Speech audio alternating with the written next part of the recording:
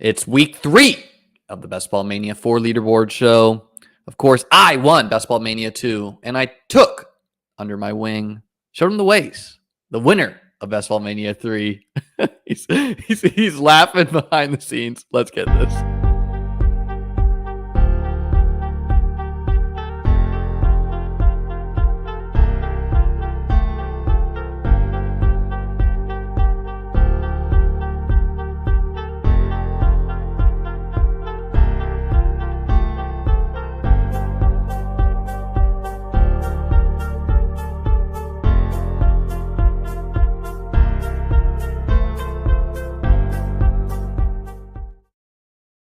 All right, as I said, this is the Best Ball Mania 4 Leaderboard show. I'm your host, Liam Murphy, the winner of Best Ball Mania 2. Today we have on a special guest, Pat Kerrane, Daily Rojo, however you want to call him, the winner of Best Ball Mania 3. Pat, how you doing, man? What is happening? If you have certain words capitalized, you just have to hit them real hard. The winner. You got to give some energy. I'm trying to give you some energy, Pat. I'm trying to put on a good show. I took a YouTube analytics course. They said the first 5 seconds of your show, very important. He said you got to peak your mic at least 3 times before the intro.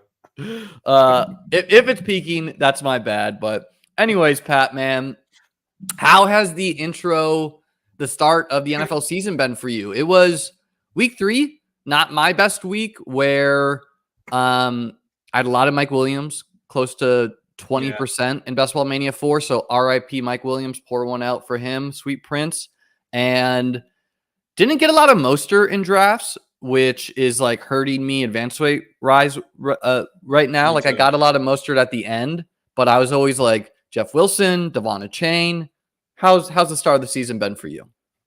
Similar. Yeah, that was similar. Mostert was the guy I was like, if I could take is it Achane? Achane early. Achane is what he wants to go by. Yes. Yeah. Or I could take Wilson at the end and like, why am I gonna like Mostert's 31, blah, blah, blah. All the reasons that proved to be wrong.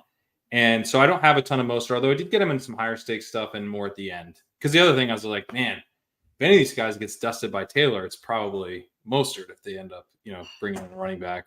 And there was also the Dalvin Cook thing hanging over for a little bit. So I'm overweight on Achane, which is nice. I think I'm slightly underweight, but closer to even with Wilson, and then a bit underweight on Mostert. But I was more like 11% on Williams, but I thought he was a good pick and definitely bummed out by his injury. So week 3 was not a great week for me either. I had a bunch of teams advancing entering the week, and now I'm like below expectations, and I was like way above expectations. I had like 30 teams. 40 teams advancing entering week 3. I was like 35 and now I'm like 23. And that just goes to show you how some of that is just the impact of like when a player pops off for 50 points, kind of like randomly Devon Achane, we're going to feel that. And then Mostert, man, we're going to jump into this. Let me share my screen here.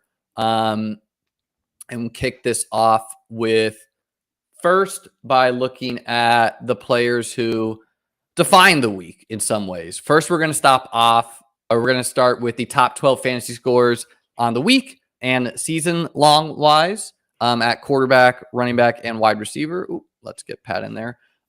So looking at, let's zoom in this for you guys. Looking at quarterback, a pretty narrow distribution here. The elite guys finally had some okay weeks, but they're not paying off cost in any way. We'll talk on that in a bit. Andy Dalton pops up here for 24, 29 from Justin Herbert, QB1, CJ Stroud at QB12, 21. So, if this was the finals, no quarterback to me feels essential to absolutely winning. Of course, stack partners, yes, but anything sticking out for you quarterback-wise on the week? Yeah, no, just the larger thing of that the early round quarterbacks don't appear to be worth the cost right now. Although it's funny because I felt like the third round was kind of held up this year as like, what a third round we have.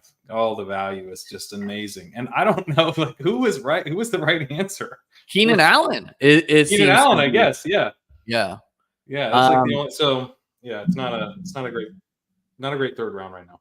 Yeah, I mean, for me, with the elite quarterbacks, I want to talk about this a little bit with you because as someone who watches every Bills game, it feels like the Bills are being played differently defensively versus, say, CJ Stroud, where Right. teams are Sure. sitting two safeties deep against Josh Allen and being Yeah. like, go ahead, run the ball on us. Or we saw the Vikings do that against Hurts. And the discussion for us in the preseason for people who were doubting Mahomes, Hurts, Allen's cost was never, oh, these guys won't produce fantasy points this year because of cover two. It was, it's just kind of like opportunity cost wise. So, I mean, moving on to the top 12 quarterbacks on the season, I mean, Mahomes, QB5, Hurts, QB6, Allen, QB8. Some of this will normalize just like small sample this year, but Cousins and Herbert and Tua and Jordan Love with like a pretty significant gap on the QB12, the QB11. How do you feel about what I said about the elite guys and how they're going to do over the course of the season? Lamar and Allen also had like really low scores week one, which is just like not going to happen often. Some small sampleness there. Some names missing on this list: Joe Burrow and others. Yeah. Yeah. I mean, I was very in on Lamar, and I wasn't like completely out on the top three guys, and I would take Burrow sometimes as well. So, and I had plenty of Herbert. So it's not like I was like completely out on the elite quarterbacks, but as a group, I was definitely underweight. So I guess take this with a grain of salt, but I'm feeling pretty good about that. It's not just that there are some slow starts. I mean, Mahomes, even still, like you look at him in like EPA per play and success rate, he's not at the very high end where you would expect, but I think he'll get there. I'm not worried about Mahomes, but I do think that last year you had there's potentially two big changes from last year. One, the quarterbacks at the top are more expensive, but then two, there was another chance for the group of quarterbacks in kind of the late single digit rounds to perform when they didn't perform in 2022 very well. And I think that's the part, if you're an early quarterback drafter that's really overweight on that I would be most worried about, where like Tua looks like he is an absolute smash, right? He's got to stay healthy. But I mean, talk about getting like elite quarterback production at a reduced cost.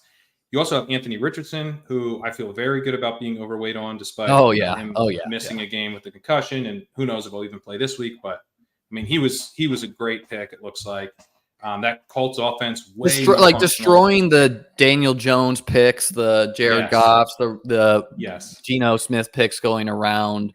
Destroying, which like a lot of people were like, pick. So there were other ways to play it, which I think is a problem. And then Ritter and Howell look pretty shaky as late round picks, but Howell's put up some production, and Howell's passing a lot at least. Yeah, he's passing a lot. Maybe they keep him out there for the whole season. I think it's probably slightly higher odds that they do that even after the Bills game than I thought heading into the season. But you look at like Stroud, right? Like there's guys going. I got a lot of Stroud. Yeah, he looks good. So he's QB 13. Yeah, I mean, to me, I would offer a different viewpoint where it's hard to dissect an advance rate perspective versus what's good when you make the playoff rounds, right? So if you're going to tell me, hey, it's kind of hard to advance Mahomes, Hurts, Allen, Lamar because Jordan Love and take whoever other quarterback are, advancing at a high clip, it's like, well, if I can build a super team around these quarterbacks, I still believe that the 40-point ceilings will be there. And I think, like if we take like an Allen, if Allen goes out and just like dinks and dunks his way to like 5 straight wins, are coaches going to still be like, you know what, we're going to take away the deep ball? Or are they going to start, like, is the cover 2 going to be here to stay if they just keep on losing with cover 2? Like that, is that the result you want? No, I don't know what teams would do differently, but I believe like Mahomes faced a lot of cover 2 one year, and then he like produced a lot against it, and then you didn't see it as much. So I don't know, just like that, like meta of the NFL is really interesting to me, and not something we as fantasy analysts discuss enough about like how teams are going to play, and therefore what players should we pick because of it. Right. Yeah, I think one thing that's jumping out to me is that I do think more and more, this chess match of the NFL is dictating offensive results in a way like we really want to be in bed with good offensive coordinators. Like Yeah. I want pieces of Mike McDaniel's offense next year. Like I want pieces. I mean, I was happy. I am overweight on the Rams, not Puka, unfortunately. Oh yeah, let's talk about that. But, Me either, man. You know, I have a lot of Tutu, got some Kyron. I was like attacking Kyron late. I have a lot of Stafford. Some Van I got like Jefferson, 20% Kyron. I have like one Puka team. That was just like a total blind spot. There's some other blind spot. Like talking about my process, some other misses of mine, like just like choosing a player from a team. Like I chose Mike Williams over Keenan. That looks bad in like retrospect. You know, like oh, he's like old. I chose Jeff Wilson and a Chan over Mostert. You know, it's like okay, like don't get so narrow. Well, and Chan, you're gonna be. I think you're gonna get paid off on Chan. He looks good. He looks really good. But I mean, like the Stafford stuff, like I feel better about that. He's looked pretty good, but also like Sean McVay is clearly like we knew he was a good coach, but like he has not lost a step as a coach, and Stafford looks healthy again. Like I think that's a really big one. I think like there's only so many ways. Like Andy Reid's obviously amazing. His receivers are still probably not going to pay off, and in some ways, it's because he's amazing. It's because he can like scheme up like 8 different sub packages and use a million different guys. So there's like only so far this can take you, but yeah, like a narrow target. Like I didn't understand that the Raiders were going to just throw to 2 people pretty much. Like I thought it was going to be like Mayer and Hunter Renfrow. I did too. I have a lot of Mayer. Yeah, you know, I was like, I wasn't exactly drafting some of these guys. Like I wasn't drafting Hunter Renfrow, but I was like, all right, well, they'll all be in the mix. Like, yeah, I knew Myers was good. I knew Adams was good, but I was like, I didn't think it was going to be like 50% target share for 2 guys. So like thinking through that could have been a big edge. Yeah. For sure. And yeah, like the Stafford thing, I literally think like we just got bored of because at the start of the season, I think a lot of us were like, wow, Stafford, pretty good price. Like, you know, Stafford's pretty good. You know, he's a statue. Like he's a statue, but he's pretty good. You know, he's pretty cheap here. And then we're like, yeah, you know what? No, like, let's just take CJ Stroud or let's take Sam Howell because he's going to run the ball. We just got bored of Stafford, and that looks bad in retrospect. Although his O-line does seem banged up. Yeah, it's better than last year. It's a lot better than last year. Well, they lost 2 guys against the Bengals. I don't know how serious that is. Moving on to running back scores of the week. I mean, this is absurd, man. And we're going to feel the impact of like, I've been saying that like we haven't felt the positive impact of like Tony Pollard, if you drafted Tony Pollard yet on your teams who like, I just feel the big games are coming for him. But you're going to feel the impact of the Chain and Mostert 40 burgers for like many, many weeks to come if you have a not great team. Miles Sanders here, the RB12 with 15, tied with 3 guys, Madison, Pacheco.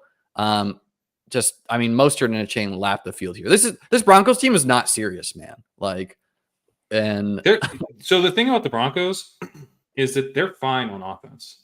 They're not like Russell Wilson has been pretty good.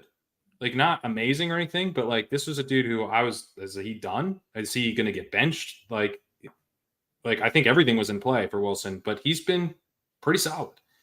They're not an aggressively run-heavy team. They're like I think a team that I think will be. If it wasn't for the defense, we would be talking about how the offense actually looks pretty solid. But the defense is so bad that you can't not talk about that. Like that's the headline for sure. It's just like unbelievable. I mean, I do think Russ is closer to done because like they're playing really slow to try to hide him. Like teams that play slow is typically to up the variance of the game. Like we've seen New England do this where it's like try to run the ball, try to play real slow. The Packers always played slow. Rodgers his whole career played super slow. So it definitely can be a way to hide the quarterback. Yeah, that's like a Rodgers unique thing where he's like dissecting the defense. Like some teams are just like, we're going to try to like limit the possessions and hopefully bad things happen to them on theirs. At running back, I mean, another missing the situation for me was, and I still think this was like a good process pick, is like I just chose Evan Hull as the run. Like the market was very inefficient. Process, to be honest, I'm fine. That was a great process, I think. You know. Yeah. And I'm good with it, man. I'd do it again. Yeah, but I mean, the market was like just not drafting these Colts backups, and maybe Taylor's going to come back real quick. And I mean, but Zach Moss, I mean, I got to put some respect on Moss's name. I didn't think he had that receiving touchdown he had this week in him. Like that was a pretty nice catch. CMC, a mainstay here. Jerome Ford, league winner, but his snaps were kind of weird in that game. We'll get to that. Anything sticking out at running back before we move on the week? Well, Madison, that might be it. The Akers show after this. Yeah, we don't see it anymore. All right, let me ask you this question before I show you the season long. Devin Achan scored 49 points. What running back on the season do you think he's ranked? Oh my God. I don't know, running back 11. Scrolling down. He is tied with Tony Pollard for RB5. He scored 49 this week. He scored 2 weeks 1 and 2 for RB5 on the season. RB4/5 tied with Tony Pollard. Mostert with an absurd 80. Legit absurd. Zach Moss down at RB12 with 40 points. Some mainstays here in Bijan, Pollard, CMC.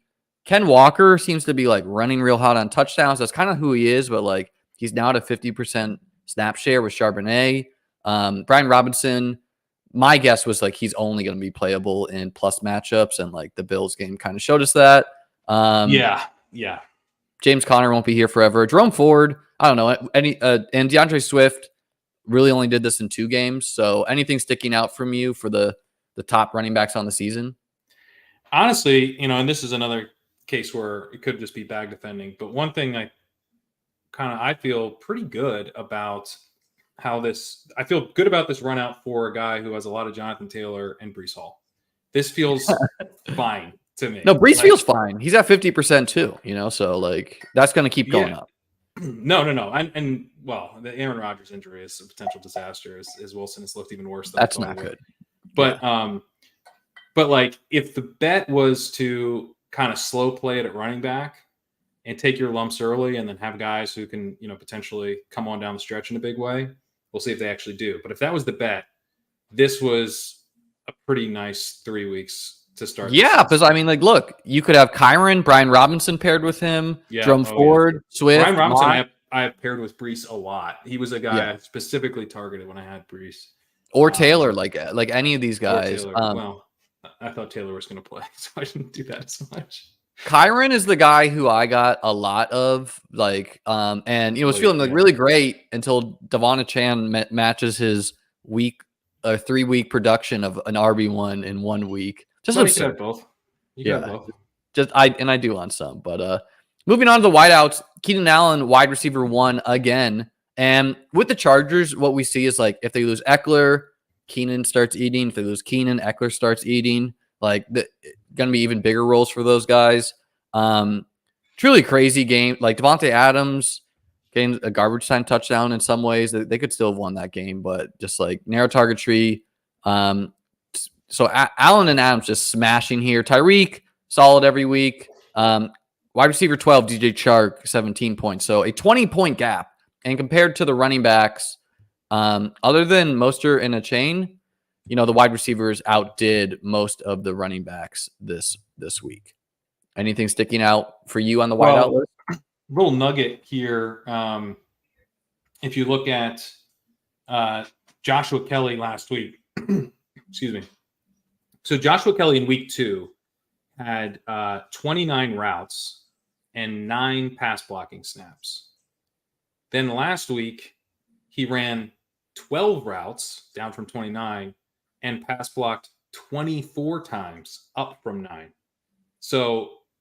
And that's because the Vikings blitzed every single play of the game. I think it's because it's the Vikings blitz, but also because Joshua Kelly had a 3% target share in week 2. And it's why don't we just leave this dude in to block if we're not going to throw to him anyway? And it actually might help us hit some plays downfield, which, they did do. So I think Eckler, your point of Eckler being out, being good for Keenan, I agree with. And if they continue using Josh Kelly like this, it could be very good for Keenan.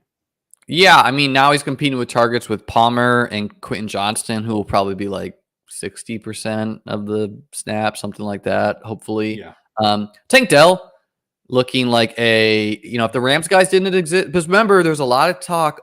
You just don't find league-winning wide receivers late in the rounds. boom, Tutu, boom, Tank Dell, boom, Puka Nakua. You know, like the market. Saying this, I don't remember this. That's a stat that some people said, well, pretty much only Zay Jones was a hit for late round wide receiver last year. And that's a year-to-year phenomenon, right? That's not a How nervous thing. are you about Puka? Because Puka legit feels like he could just be Amon-Ra from 2021. We're like, you didn't have him, like, sorry, you're not winning. What I will say on Puka is, fortunately, I have him on like every main event team of mine because I just like unloaded the clip on him, which is like nice to have a hedge. He was not available in most of ours. We have him in the one with Sean that we did, but he was available in all of mine except one, and I put it a very aggressive bid. I only lost one bid where it was actually a Cooper Cup team of mine, and I lost it by $1, bidding $915. Hurts, yeah. So that team's like deadish, but I mean, I think Tutu's here to stay, no doubt, and like he is too. Like Van Jefferson's hitting the bench. Like that's just Van Jefferson's done. He wasn't even in like the Rams picture of like they had like the picture. Are you serious? No, I'm like the Rams team had a picture of here. I'll pull it up for you.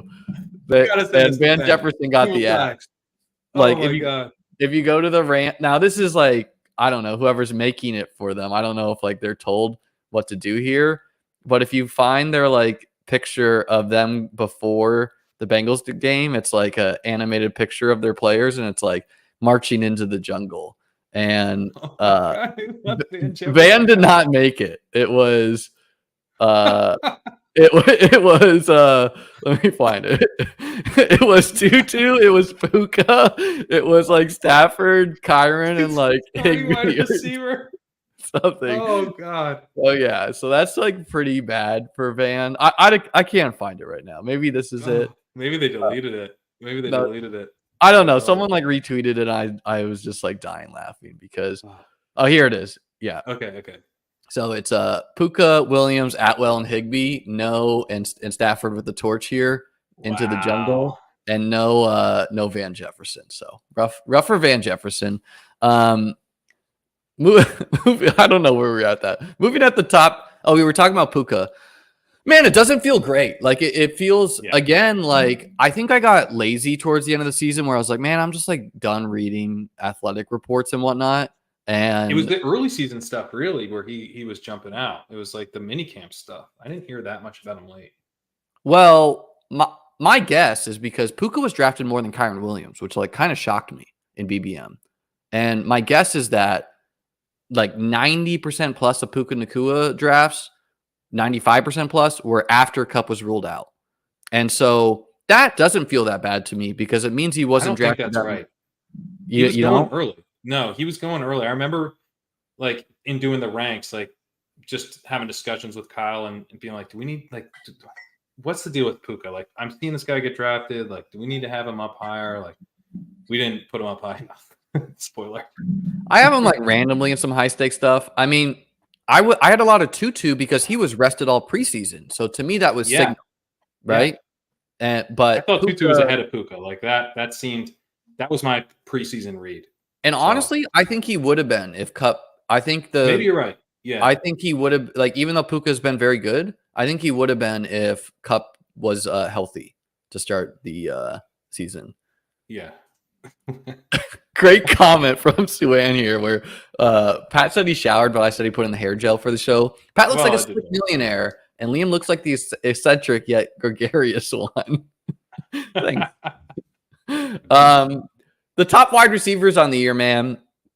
Tutu did crack it at wide receiver 12. So did Puka without a touchdown at wide receiver 7. This is half point PPR, of course.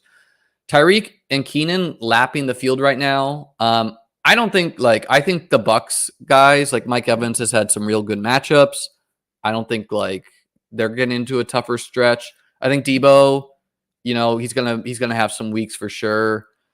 Adam Thielen, man, like I think if Bryce Young was quarterback, he would not be on this list. But Adam Thielen literally signed with Carolina because he's friends with Andy Dalton, is what I heard.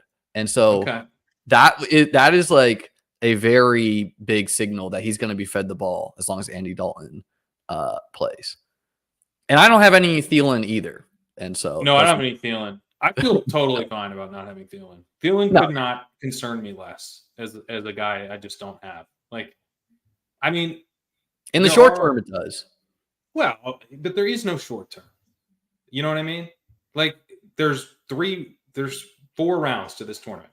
There's 4 rounds. So for the Best Ball Mania 4 leaderboard show, I would say the short term is a little bit irrelevant. Right, yeah, if we were sweating our teams, oh God, I don't have Thielen in week 3. I mean, sure. I guess it would be nice. It'd be more fun to sweat our teams with Thielen on them, I suppose. But I don't think we would be having that much fun when the money starts coming in. So that's like, there's some of the stuff that, you know, Puka could certainly turn back into a pumpkin when Cup comes back, but that does not make me feel any better about fading him. I wish I had a bunch, even if he turns into a pumpkin. I think that would have been a better process to have been really overweight him. He's a rookie, you know. Don't he's like, feel that way. Yeah, no, I'm with you, and like it's good to keep in perspective that like you guys can do this on your own time, but go back and look at like the top scores through week 3 of the last couple of years and how like the season long finishes. Like AJ Brown's missing from this list. He's going to be on this list in a healthy season. CD Lamb's not on this list. He's going to be on this list. Like we're going to lose some of these guys just running hot. In the short term though, especially because Cup might not play, like we don't know on that. Like the Rams guys are like the target tree is just so narrow. Yeah, it's like it's pretty much just like, and they look good. They look good. They look real good. Moving on to tight end, Sam Laporta. I mean, the rookie tight end narrative needs to die because Sam Laporta, tight end 1 on the week, tight end 2 on the season, with an 18. Josh Oliver, tight end, like half these guys we didn't draft. Farrell Brown, Donald Parham, Josh Oliver, Musgrave, tight end 11. Man, Musgrave could have more points than Laporta if he caught a couple of these like wide open touchdowns where he falls down. On the topic of Dalton Kincaid, where I would say we both got to be feeling a little good about that, where on your end, he's had no fantasy production. On my end, he's running the routes, and like it was weird where he got 2 targets to start the game on the first drive, including like a tight end screen, and then not anymore. So the Bills have like not running the routes the last 2 weeks. I gave my immediate capitulation after week 1 because he had above a 70% route rate in week 1, and then and Dawson Knox did as well. So I was like, God damn! Like he's in the Raiders game, he got pulled. He got pulled though. Like that game was not competitive, and so they pulled him at the end. Fair enough. But even last week, he was down in the 60% range, which isn't 66. Yeah, it's not terrible, but it's not good either. Like and he's a rookie tight end, so that's not a huge concern. But Knox was also in that range. And so what we argue about all summer, can these guys get there together? Week 1 told us that they can get there together, but the following 2 weeks have told us that they won't always. So it would be very helpful for Kincaid to kind of pass Knox as the clear tight end 1. I still think that's his easiest path because the other thing, and this is the more important thing, frankly, he's not earning targets. He's not getting first read targets.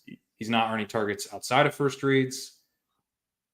I think he maybe helps them run their offense the way they want to run their offense, show run looks, run a little bit more effectively maybe, but it's not leading to targets. So it's not like he's just run cold on some, really nice target volume or anything like Musgrave.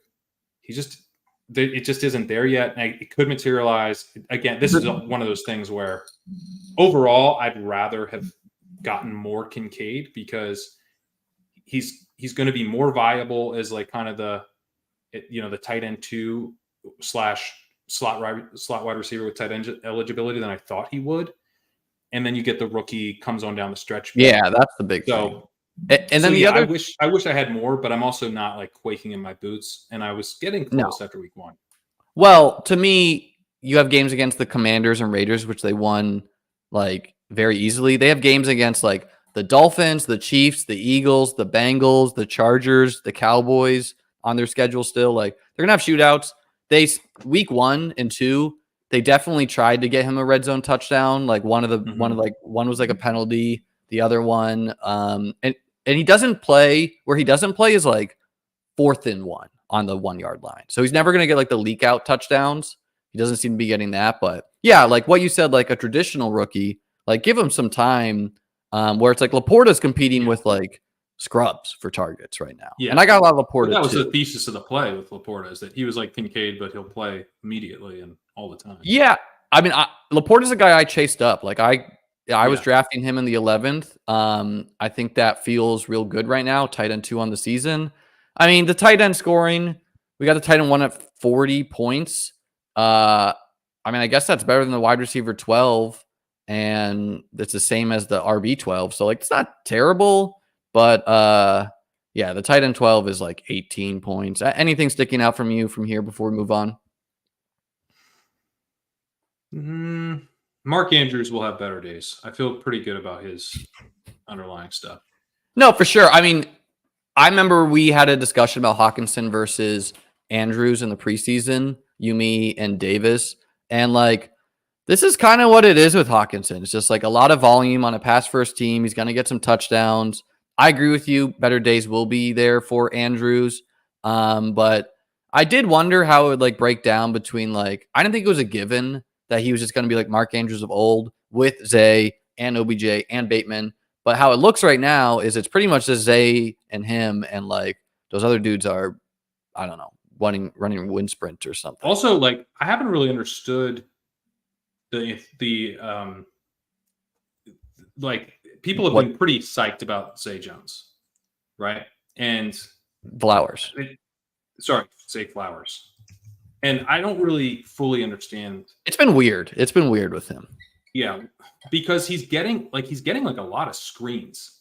Like a ton of his production is coming on screens, which is not really sustainable. It's not like a terrible way to work in a rookie, but like so with like Jamar Chase, you know, like I mean, sure, but like using Jamar Chase on screens and then him also getting like a ton of targets overall is not a problem.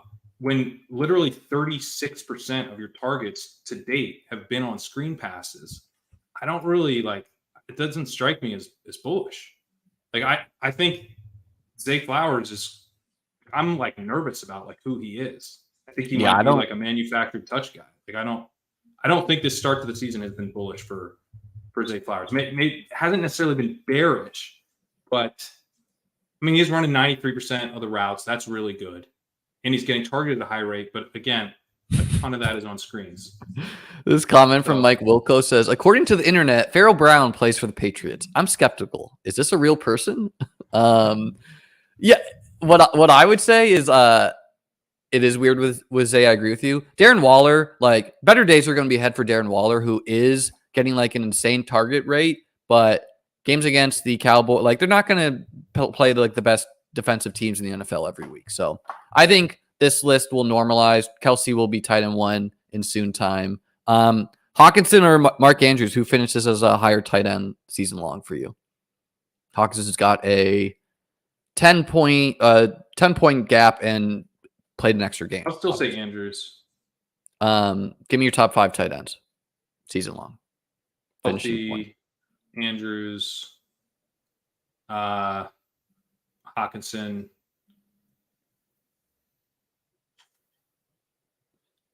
Kittle, Waller, Laporta, tight end 6. Like it's hard. It's like is Laporta probably Kittle just for the spike week upside, and then maybe Laporta, man. Yeah, I mean, whoever gets more touchdowns is what it will be. All right, let's move on. The leaderboard is insane right now, 521 points, essentially between 2 different players. That is an average of 173 points. Obviously, some huge weeks this week is like these guys probably had 200 plus points. Moving on to the segment where we look at our top scoring teams, we're going to go with Pat's highest scoring team first with 440 points. Pat, could you run through the squad for the people? Yeah. This is a team I was happy to see has a bunch of points because fun. Yeah, it's kind of built for late season. It's got Justin Herbert, Anthony Richardson, Breece Hall is on this team. Fitting that he's on my highest scoring team since he's on most of my team. Christian McCaffrey leading the way. Javonte Williams, I'm a little bit nervous about him in the medium term. He does not look good.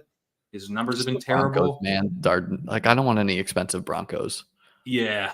So that one's tough, but I think he'll be fine down the stretch. He hasn't suffered a setback or anything. And I've got Jerome Ford and Gus Edwards to help me along. That feels fine. Yeah, Chris Olave would be nice if he could score some touchdowns. Keenan Allen, feel good about that. Mike Evans, I'm a little bit more bullish on him going forward than you are. He seems to be a big part of their plans.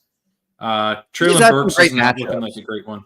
The Eagles secondary is good, the Vikings is good, and the Bears, like those are like teams you want pass catchers against. And like games against the Saints, he's not going to have like a touchdown every week, you know. Sure, he's not going to have a touchdown every week, but I think he's going to go down as a pretty strong pick. Like his volume has been tremendous. I do expected yards per route run. That's a version of Ben Gretch's weighted targets per route run. Would have been great to tweet out to pull up for that segment. Instead, we got a little look ahead at the show. We got this. That's a better tweet. It's expected yards per route run are 3.06, which is obviously elite. He's seeing a first shoot target on 28% of his routes. They're running the offense through Mike Evans. So even if the matchups get harder, he just looks like a smash right now. Nico Collins, obviously pretty strong. Treylon Burks looking like a pretty weak pick at the moment. Alec Pierce, I don't have a ton of optimism for. I'm optimistic for Burks as his health comes on, but Tannehill looks done. So that's a problem. Marvin Mims is an absolute smash once he gets playing time. And then tight end is kind of a shit show on this team. Yeah, a team that probably would like a third tight end, obviously over Tim Patrick, but what can you do there? Obviously was probably drafted early with Tim Patrick on it. Gus Edwards feels nice, I guess. Like I do a in the league that we're in our managed league in the FFPC, Davis and Kyle made me start Gus Edwards, where I really wanted to do Jaylen Warren. And like, my point is like, kind of like, I guess Gus Edwards is just like not startable and managed. Like, what are you playing him for? You need a touchdown, you know, like, or maybe two to like get 12, 15 points, you know? So I was like, no, like, let's just play the pass catching guy. We lost anyways, you know, we were like blown out in that one, but I don't know, man, like Gus Edwards, like, I guess I'd rather have Justice Hill. Not that people were drafting Justice Hill at a high clip. Yeah, no, I stopped. This is early. I don't know when, but it's got to be, well, one, it has Tim Patrick, but I also stopped drafting Gus Edwards because once I thought he was a clear number 2 available for free. And then I heard Justice Hill was like kind of more in the mix for that role. And I just stopped drafting him. But like it should feel better to have Gus with Dobbins down, but it's just kind of like, and we have Gus, you know? Yeah. All right. My highest scoring team is one of my few like pretty unstacked teams. It was late in the summer where just like people were sniping quarterbacks and I kind of just like value-based draft. It is 452 points, my highest scoring one. It's a Love, Stafford, CJ Stroud team. So punt quarterback. Feel great about these 3 quarterbacks, honestly, for punting off. Charbonnet, Mostert, Jamal Williams, Jerick McKinnon, Kyron Williams, Josh Kelly, Sean Tucker. Really fun running back room where McKinnon, Kyron, Kelly, Mostert, Charbonnet is been a 0, but he's getting more work now. Sean Tucker, whatever. Tyreek, Olave, Judy, Flowers, Bateman, RIP Mike Williams, where this team should still advance with the strength of like Tyreek and Olave. And I build quite a bit of teams like this where like I stop after getting quantity or quality wide receivers. And that's going to hurt when you lose a guy to injury. And then it has Andrews and Hawkinson on it, which feels nice because whether it's in the playoffs or for season long points, like if I can get just like alternating weeks from these guys, really only needs like wide out and like Tyreek, Olave, Judy, Flowers, Bateman, man, like what is he done? Like, I don't think he's healthy. They're not playing him like he's healthy. They're not scheming anything for him. I think he got hurt again this week too, hamstring. Yeah. He was on the sideline for some of their plays at the end. The only stack on this team is Stafford to Kyron, which is like why I drafted a lot of Kyron, because I thought he was a James White type based on camp reports. I did not think he was just going to be the RB1. So no one did. I don't think the Rams did. I think the Rams did. freaked out. No, I think the Rams wanted to do exactly what they did. Well, I guess they probably wanted to like play it by ear and like rotate them and like kind of do what Washington's doing. And then Cam Akers had a meltdown and now he's in Minnesota. That's my assumption. And maybe the Shadow Realm. Your second team here, walk us through it. Yeah, another Justin Herbert team, which the week 5 bye with Derek Carr, didn't plan that one out all that well. DeAndre Swift. We didn't know Derek Carr was going to get hurt. I know. Antonio Gibson, I didn't, but I was like thinking about going and looking to see if I could have taken Robinson here because I generally preferred Robinson. Since he was, I got saved on this where to start the season, Gibson was in the 130s and Robinson was like in the 105s. And so I was like, oh, I'm drafting Gibson. And then I came back and Gibson had been steamed up to the hundreds. Yeah. And I just never drafted him again and only drafted Robinson. That's kind of what I did. But occasionally I would mix in Gibson just to like have some. Because I actually didn't have that much Gibson from the early period. And so I was like, occasionally I would throw in a Gibson just to like not be completely out. But overall, I feel pretty good about this running back room. This is like a pretty nice 0 running back room. Everyone is serviceable. Yeah. And I think Herbert's going to get passed here by Roshan, but I don't think he goes to 0. No. And so, yeah, I feel okay about it. And then like Tyreek Hill. Oh, good. Well, I mean, like Cook and Swift just feel like really like they're going to be in there every week without kind of like they're like touchdown independent production too, to be like around 10, 15 points. Touchdowns are just bonus with them. Spears overtaking Henry of like arguably already in trailing game scripts. Walk us through the wideouts. Another Keenan team. I got to say the Herbert stuff feels good with the Broncos defense looking so bad in week 17. Yeah. I have so much Chargers stuff, but not enough Keenan, unfortunately. Yeah. Or Eckler, who I like kind of like hard faded Eckler, which is I don't have enough Eckler either. And Herzig had a tweet saying like he would be his number 1 pick for a guy he would want to be overweight on because when he's low advance rate and then he gets he can just like win it for the Best Ball Mania winner for the second year in a row. Seems pretty live. That seems like a very live possibility. So do we think it's a coincidence that Saquon and Eckler got injured and both were like doing this holdout thing? Or do we think that they're not that injured and they're kind of fucking with teams a little bit? I mean, Saquon was the immediate worry was that he fractured his ankle. And but there was the report. Don't even think it's high ankle sprain. And then they're finally like, yeah, it's totally high ankle sprain. There was that report though that the NFLPA basically like told them to I heard that, yeah. But so I don't know. I don't buy it in those cases. I mean, maybe that report is probably true. I don't know, but I think they both have ankle injury. I mean, Eckler's out there like giving fantasy advice based on like his own like health. He's like, yeah, he's coming for our job, man. He has it whenever he wants it, dude. Yeah, he's thinking of a post NFL. Yeah. So this is basically a 5 wide receiver room, but that's fine because the 5 are good. Alec Pierce and Rondale Moore, kind of 0. Moore's a running back, but he might score points as a running back. True. And tight end pretty strong here. Feel good about this trio. Hunter Henry, that was a guy that was a big backdoor stack guy for me, and I feel very good about that. Thank you to Mike Gesicki for keeping his price down as a complete backup. Yeah, I got some of him late. I mean, he's running really hot on touchdowns, like two targets in the end zone, 2 touchdowns.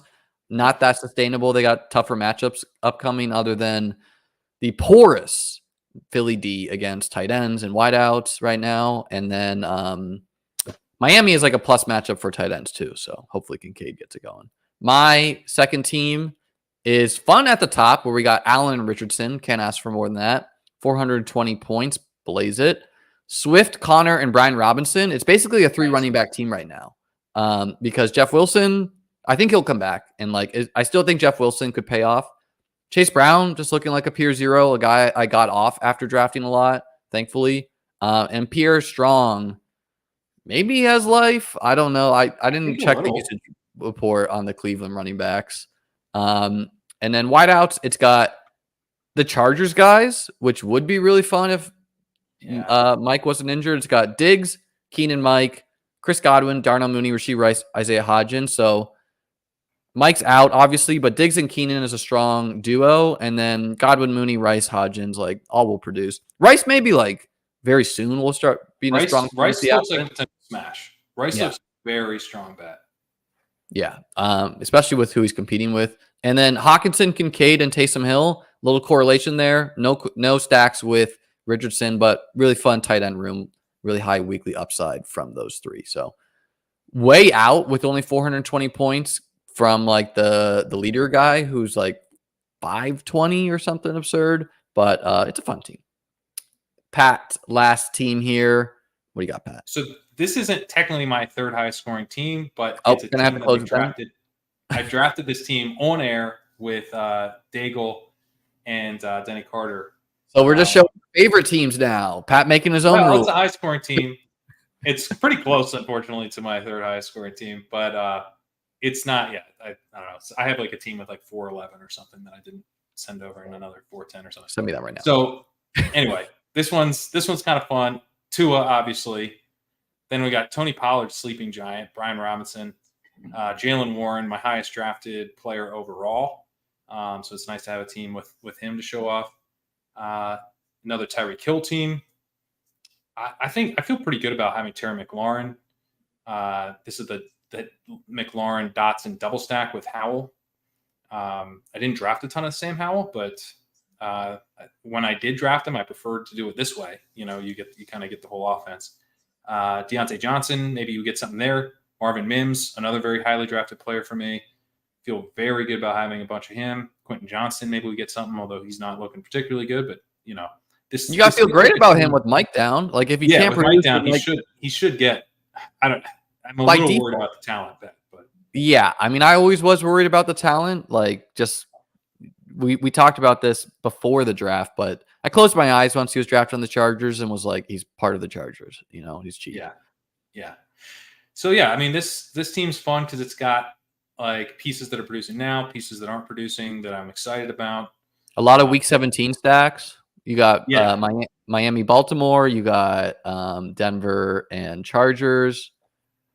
Your running backs are all healthy. It's like that's what you can ask for. Exactly. And I love like Hunter Henry, Mark Andrews, like just run hot and get me to Mark Andrews scoring points. That's great. It's nice when you can get the little baton handoffs. Yeah, and two pieces of the Patriots offense you can like stomach in Parker and Henry. Moving on to, my last team here is a team that was on the leaderboard before. It's a Allen and Lawrence team. Let's talk about Trevor for a second, man. I've talked about this with some other people too. I think he's partially running really bad where against the Chiefs, and this will regress positively. They had like a bunch of drop touchdowns. Calvin really dropped another touchdown this week. I think like his guys are letting him down in some ways. I would give him the O-line excuse, but like CJ Stroud is playing with like 4 backup O-linemen and cooked them. What are you seeing from Trevor and the Jags? One thing I think is concerning is that like this past week was like an ideal bounce back spot on paper, and obviously it didn't happen. But I was like, man, this is where we're going to get Trevor Lawrence finally like showing us what he's got. And he did have a much better week in EPA per play. And, he was pretty solid in success rate and everything, but it was very like midline. And then obviously they lose. And so if this is the regression we're going to get, like, it's not going to be enough to pay off the price. So I'm like, definitely, I'm nervous about him paying off his fantasy price, which I thought was inflated. Like I don't have a ton of Lawrence. I thought he was overdrafted. But I think Ridley is going to be a very good pick still. Like I think that week 1 performance is closer to real than the last 2 weeks are. I think like based on the underlying numbers, it still looks like he's their clear number 1. They're going to run the offense through him. Zay Jones being out, I think, helped Christian Kirk's routes quite a bit, but I'm not sure he has like a full-time, like truly People were full-time. panicking on Kirk after week 1, and now he has scored more points than Ridley on the season. Like They were, yeah, Kirk's and I was among them. I do think I think Kirk's long-term outlook is not ideal though. I Like, think it's fine. Like he's going to if the Jags are going to be a good passing team by but are they? default. Well, right now that I don't know. That's a I big texted, question mark right now. And the other thing is they pivoted to the run last week on first down in a big way. yeah. I'm not sure they're going to be like this. Like, let's air it out. Let's play to our strengths and beat teams through all these 3 wide sets and just pass all over the yard and everything. Like that was a big part of the Kirk thesis. I don't think that's necessarily going to happen. So when Jones gets back and they're kind of in like non-Chiefs type of game environments, we'll see if Kirk. I think he'll be above that like mid 60% route participation that he was in week 1, but I don't think he's going to be where he was the last couple of weeks and run all the routes. I managed I drafted the high stakes best ball with Yodacal, the DFS guy, and he said basically we're talking about the Jags, he said if you even think that Ridley, Kirk, and Zay Jones are bad wide receivers, like they're still running bad as a team. So he thinks they're going to positively regress. I do too. Their schedule is kind of tough in the intermediate, but this team is an Allen and Lawrence, and it's a Jag alpha stack team where it has Tyreek holding down wide receiver 1. It's got Ridley, Kirk, Zay Jones, and Evan Ingram. The only stacks with Allen are Kincaid and unfortunately Shakir. Wide receiver room, not great other than the top Jags guys and Tyreek, DJ Chark, DPJ, Jace Claypool, Khalil Shakir. The running back room, though, really fun. It's got Jerome Ford and Kyron Williams, which is like the 2 nut guys you could ask for in that round. Tank Bigsby and Charbonnet. Tank's looking like a miss of a pick where he's like strictly going to get there on like red zone touchdowns or if ETN gets hurt. Charbonnet, like I'm leaving the light on. He's getting more and more snaps. He's looking decent. Swift and Jones, a fine duo at the top. And Jones looking like really strong with how bad AJ Dillon has been. Yeah. I mean, Dillon's not threatening. Like just to be clear on the Jaguars, I do think if they were to just keep doing what they've been doing, especially in this first couple of weeks, they would regress. Like there's really no argument. Like Lawrence was playing, he's making huge mistakes that definitely would regress positively over a larger sample. But I do wonder if they are going to have that commitment to the pass that we were hoping they would. And that's something they moved away from last week a bit. I saw some rumblings that Peterson called plays last year. He doesn't anymore. Sometimes we see the head coach take that job back when things are bad. Moving on to the community top teams, let's have you go over a friend of yours and mine. Gretch submitted a team here. It is, I think, like 82nd on the leaderboard right now. Nice. And he said, just imagine if I didn't draft literally 0 running backs for this team, is what he said when he submitted it. Well, you have Mostert, so you have the running back 1. That seems good. Jalen Warren is, I still think, like Jalen Warren's one of those guys who we've gotten a lot of positive information about, right? I feel like some people have been posting stats about how Najee hasn't been that bad, but to me, it's just that like Najee can't survive behind a bad O-line, and Warren can, and It's legit possible that Najee could be benched. Plus, his pass game role is like locked in. Plus, the Steelers are going to be in trailing game scripts quite a bit, and he's just like looks explosive. Like he looks exactly what we thought he was. Just doesn't have any touchdowns yet. Yeah, Najee could be like a bizarro DeAndre Swift or something, or like if he landed in, it would be like a slightly different situation probably. But if he landed, if he was on like Cleveland, sure. Yeah, right. Like he would need a really good offensive line, someone super committed to the run. Like I bet he could produce on the Falcons. Like if they didn't have Bijan or Algier and they brought in Najee, they'd be like, I bet they could even get like solid like 10 to 15-yard gains out of him. Not like, he's never gonna be a home run here, but they like get like those really solid chunk plays out of him. You feel good about him. I think that like could happen, but this is not the setup for Najee. Like this, I completely agree. The Steelers, I don't think, would be very good. They're gonna have a lot of opportunities to bring in a guy like Warren. We've already seen him come in a bunch, and Warren's been super efficient in the receiving game again. by the way. He was very high in ESPN's open score last year.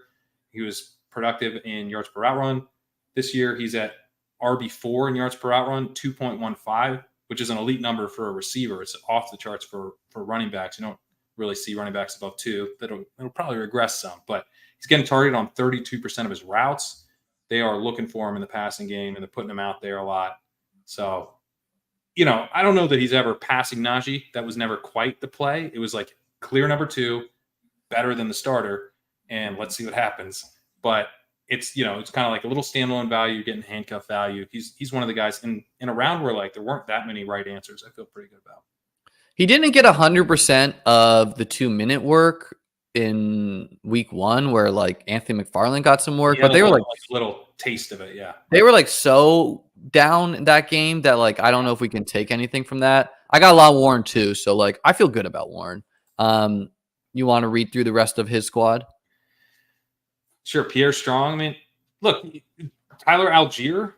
I feel pretty good about him. It's another guy. He's great about Warren-esque. Clear number 2. Gonna have a little standalone value. Obviously not better than the starter in that case, but Tyreek Hill, Chris Olave, Keenan Allen, Mike Evans, Quentin Johnston, Odell Beckham. Ben, what happened here? Odell Beckham. We swore to never take Odell Beckham, even though he was a good pick.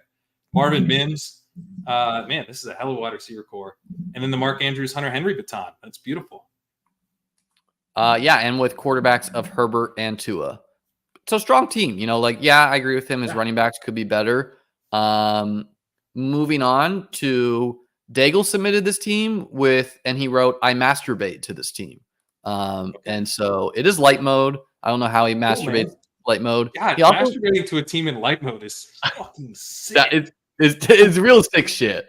And it really is, dude.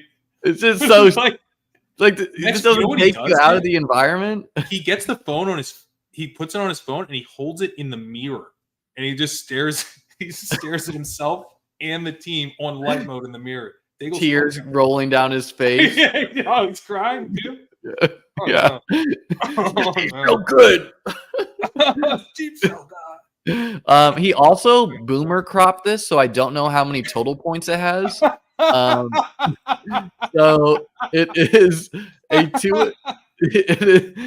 a Tua Geno team. Sanders, Damian Harris, Tank Bigsby, Algier, Mostert, Zamir White, and Spiller. He did live with Silva for a year, so it kind of tracks. Yeah.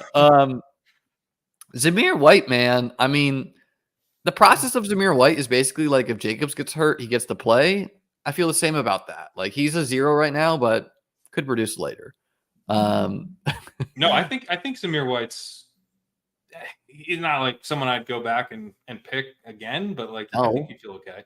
Yeah. Not great that the offense kind of sucks and the team.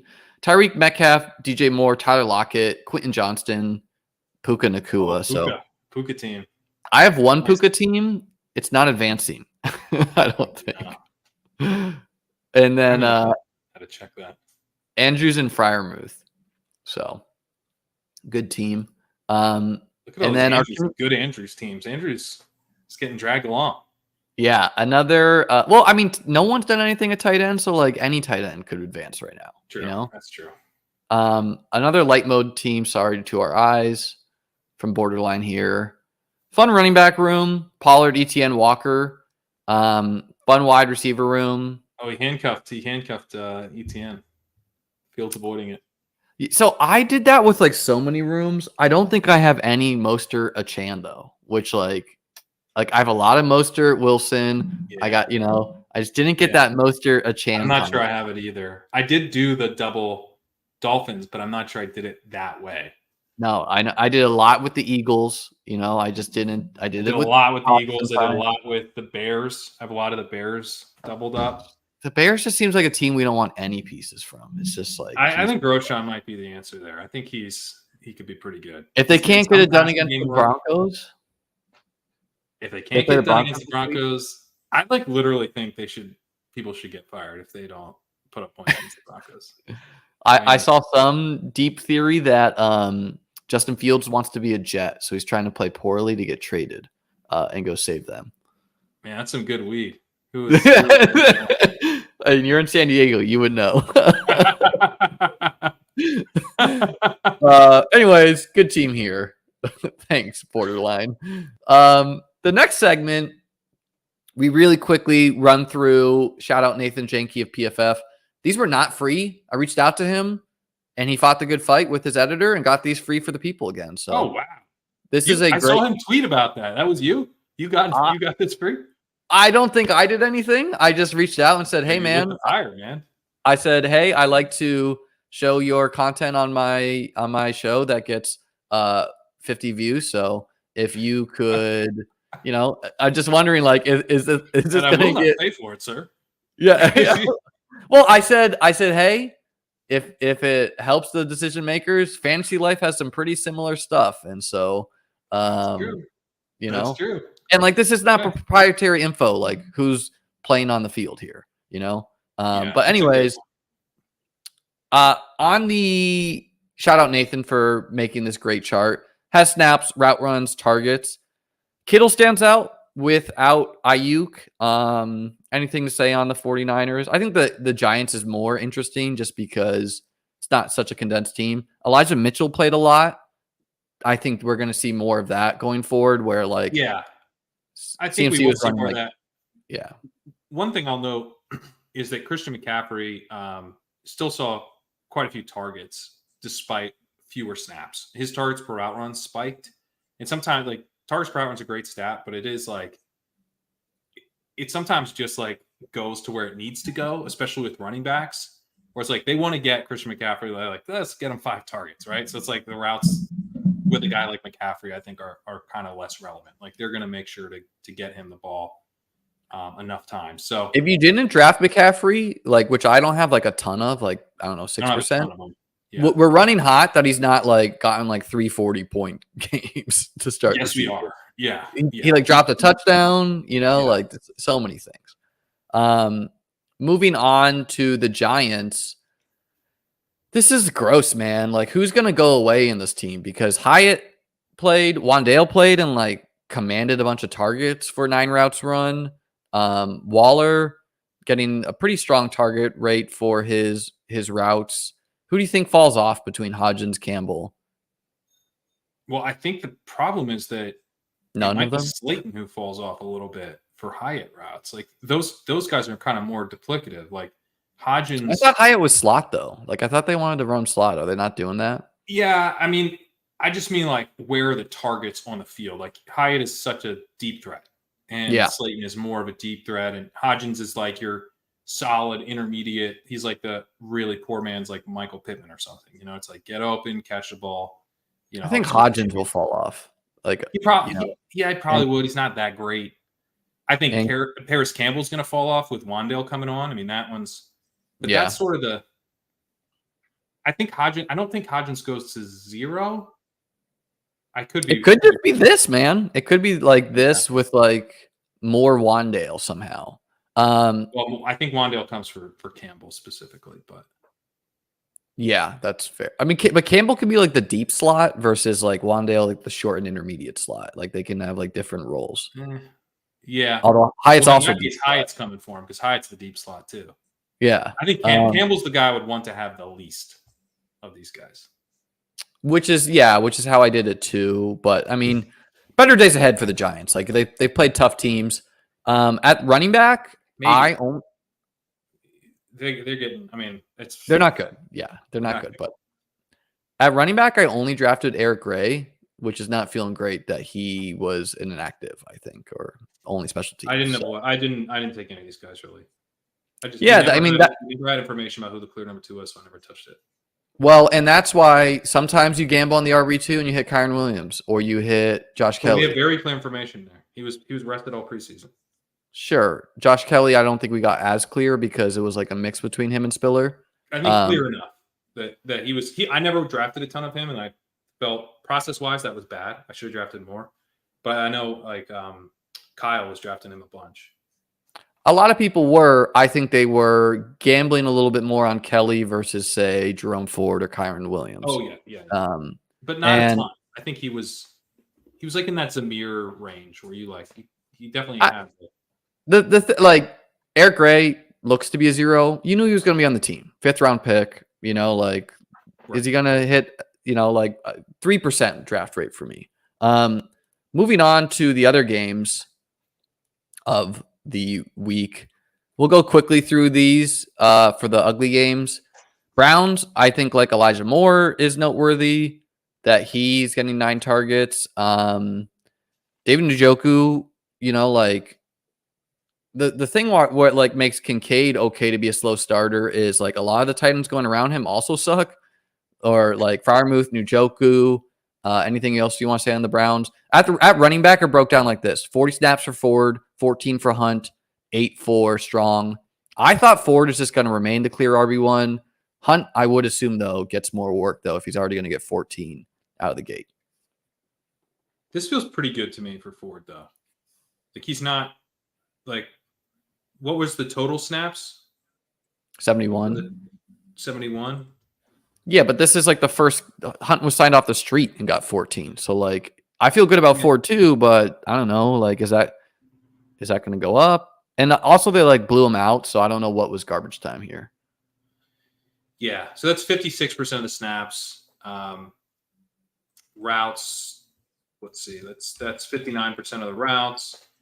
It's not ideal. You'd rather like have him be like 65% of the snaps, I would say, but I'm not like that worried about. And like, I'm also a little skeptical of like the Hunt's new to the team angle. Like maybe he'll get a little bit more in week 2 or week 3, or his second or third week with the team, but like he was there last year in the same exact offense. Like I agree with Mike here. Ford was reportedly the pass catching back already, and 22 routes, like only 3 targets, but 22 routes feels pretty nice for Ford. Like still poor man's Kyron Williams to me. Like I'd much rather have Kyron, but Ford a nice consolation prize. How are you feeling about those? Yeah, I'd rather have Kyron, but I'm happy to have Ford. Yeah. On the Titans side, anything you want to say? I mean, Tajay Spears played more snaps than Derrick Henry. RIP Derrick Henry. Trailing game script. They're going to have a lot of those. I think, Tannehill will get benched at some point or traded is my guess. Any takes for you? I'll try to zoom in more here. I mean, I think Tannehill's done. It's just so bad. Who is the QB2 to you? Is it Willis? I guess it's Levis. I hope it's Levis because I drafted some of Levis, but I don't think it is, man. Who do you think it is, Willis? I mean, he played this game and he like played ahead in the preseason. Like Willis is so bad that he will get benched in short order. I hope. Like we got to see like how bad. Just give us the new rookie. Let's see what he's got. Yeah. All right, moving on. We can't spend too much time on that game. The next game, I do want to spend some time on the Ravens. Gus Edwards got concussed in this game, so Melvin Gordon played a lot. Bateman, man, like I think he pulled his hamstring in this game. Without OBJ, like the Bateman thing seems done. Like, are you holding on to Bateman and managed? I am in high stakes, deeper stuff. I want to hold him just as like a bet that he's not healthy and he'll get healthier. But it does not look good. We saw in week 2, Nelson Aguilar come in once Odell Beckham was hurt, and he was getting a ton of first-read targets. And to me, my read on that was he's basically just filling in 1-for-1 for Odell Beckham, who had a good first-read target rate, went out on the field, and they were kind of clearly calling plays with him in mind. So Nelson Aguilar comes in, and he's like running those routes. They did not move Bateman into the OBJ role. That was my read on it. I was nervous about Bateman this week as part of that, just thinking there's a good chance that Aguilar would come in and just like take that job again, which is kind of what happened, although he didn't really get targeted that much. And yeah, Bateman, there's a couple ways where like we look back and we're like, oh, this wasn't that big of a deal. One is like, okay, he's not fully healthy. He missed training camp. He missed preseason. It's a new offense. They kind of have a role put in place for him that's not a full-time role right now, but he'll get there. But there's really no signs of this turning around anytime soon. No, like you'd arguably want him to sit for a couple of weeks if he needs to, Yeah. There's no peripheral, like his first 3 targets suck.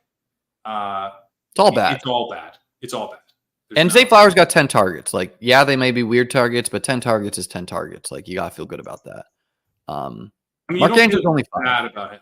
I'm not impressed by Zay Flowers right now. I think he's not Addison. No. I would much rather have Addison than Zay Flowers right now. I don't think that's really even close. On the Colts end, Josh Downs, 11 targets. I think some of that is Gardner Minshew. Like, I don't think Richardson's going to pass for as many yards, but he will hit some deep shots to these guys. Downs with 11, Pierce with 7. Downs just seems to be the wide receiver 2. Yeah. Closer than not. Trey Sermon played as the RB2, I guess, signed off the street or something. Kylan Granson as the tight end 1. Do you have any read on Jelani Woods? Is he coming back week 5? I don't know when he's coming back. But I'm not. I mean, Kylan Granson is pretty whatever. So he could end up having an impact. I think he will when he's back. Probably. Real quick on the Ravens. I think the right answer there is OBJ. I think he's the guy from the wide receivers that really might have a big impact, and someone I did not draft a lot of. So this is not bag defending. And what makes you I have plenty of Flowers, but like just my read on it is like I've been impressed with Odell Beckham's role in the offense. What is making you say that? The first 3 targets, I think, are the biggest thing. He's at 17%. And then the fact that Aguilar came in and immediately had a really high target rate in week 2 as well, and then ran ahead of Bateman. So, like, that Odell Beckham role appears to be taken over by Aguilar more than Bateman. And it looks like a valuable role. So decent ADOT. I mean, I think he got hurt week 2 or something. He got hurt. Yeah, I mean, and he's old, and I didn't. These are all the reasons I didn't draft him. But his usage is I think his usage is really bullish. I think one question is if this offense can even support a third pass catcher. Which it will in spike weeks, right? But I don't know. Like, Lamar's got no excuses. Jacob was on this channel saying he's a better real life quarterback than Josh Allen last week. I thought that was laughable. This lost to Gardner Minshew and the Colts, which, whatever. Let's move on. Lions. I think Laporta is the big thing to say here. He's not even running a full complement of snaps or routes, but 11 targets, including just like a wide open touchdown where he cooked a defender. Jahmyr Gibbs, a very disappointing 1 target on 42 snaps and 17 routes. They just don't trust him in pass blocking, man. And maybe the coaching staff is not as smart as they think, giving away DeAndre Swift and spending this high draft capital on Gibbs and an offline maybe there linebacker. Well, because they maybe will be a dynasty, so we have to wait and see. Well, and I was supposed to ask you. I should have waited until we're not on air. But you want to come on Thursday night and talk about the dynasty Lions with us in the second quarter? Yeah, let's do it. Boom. Yeah, let's do it. That'd be fun. So I'll be on Ship Chasing this Thursday. Make sure you check to talk out about this team. To talk about emerging dynasty. The dynasty. I thought you would maybe save me for the Bills game, but hey, we're running out of guest lists, I guess, on Ship Chasing. So just kidding. At the ancillary wide receivers, what do you think happens when Jameson Williams returns? Because I am feeling very confident Jameson Williams is a smash. Interesting. I do not think Jameson Williams will be a smash. I think Jameson Williams is potentially in some real trouble. To me, I think it's good news that Reynolds is like having spike weeks, and I just think James Williams is talented. And like, what are we poking holes out about him other than like he had a bunch of like plays wiped away last year?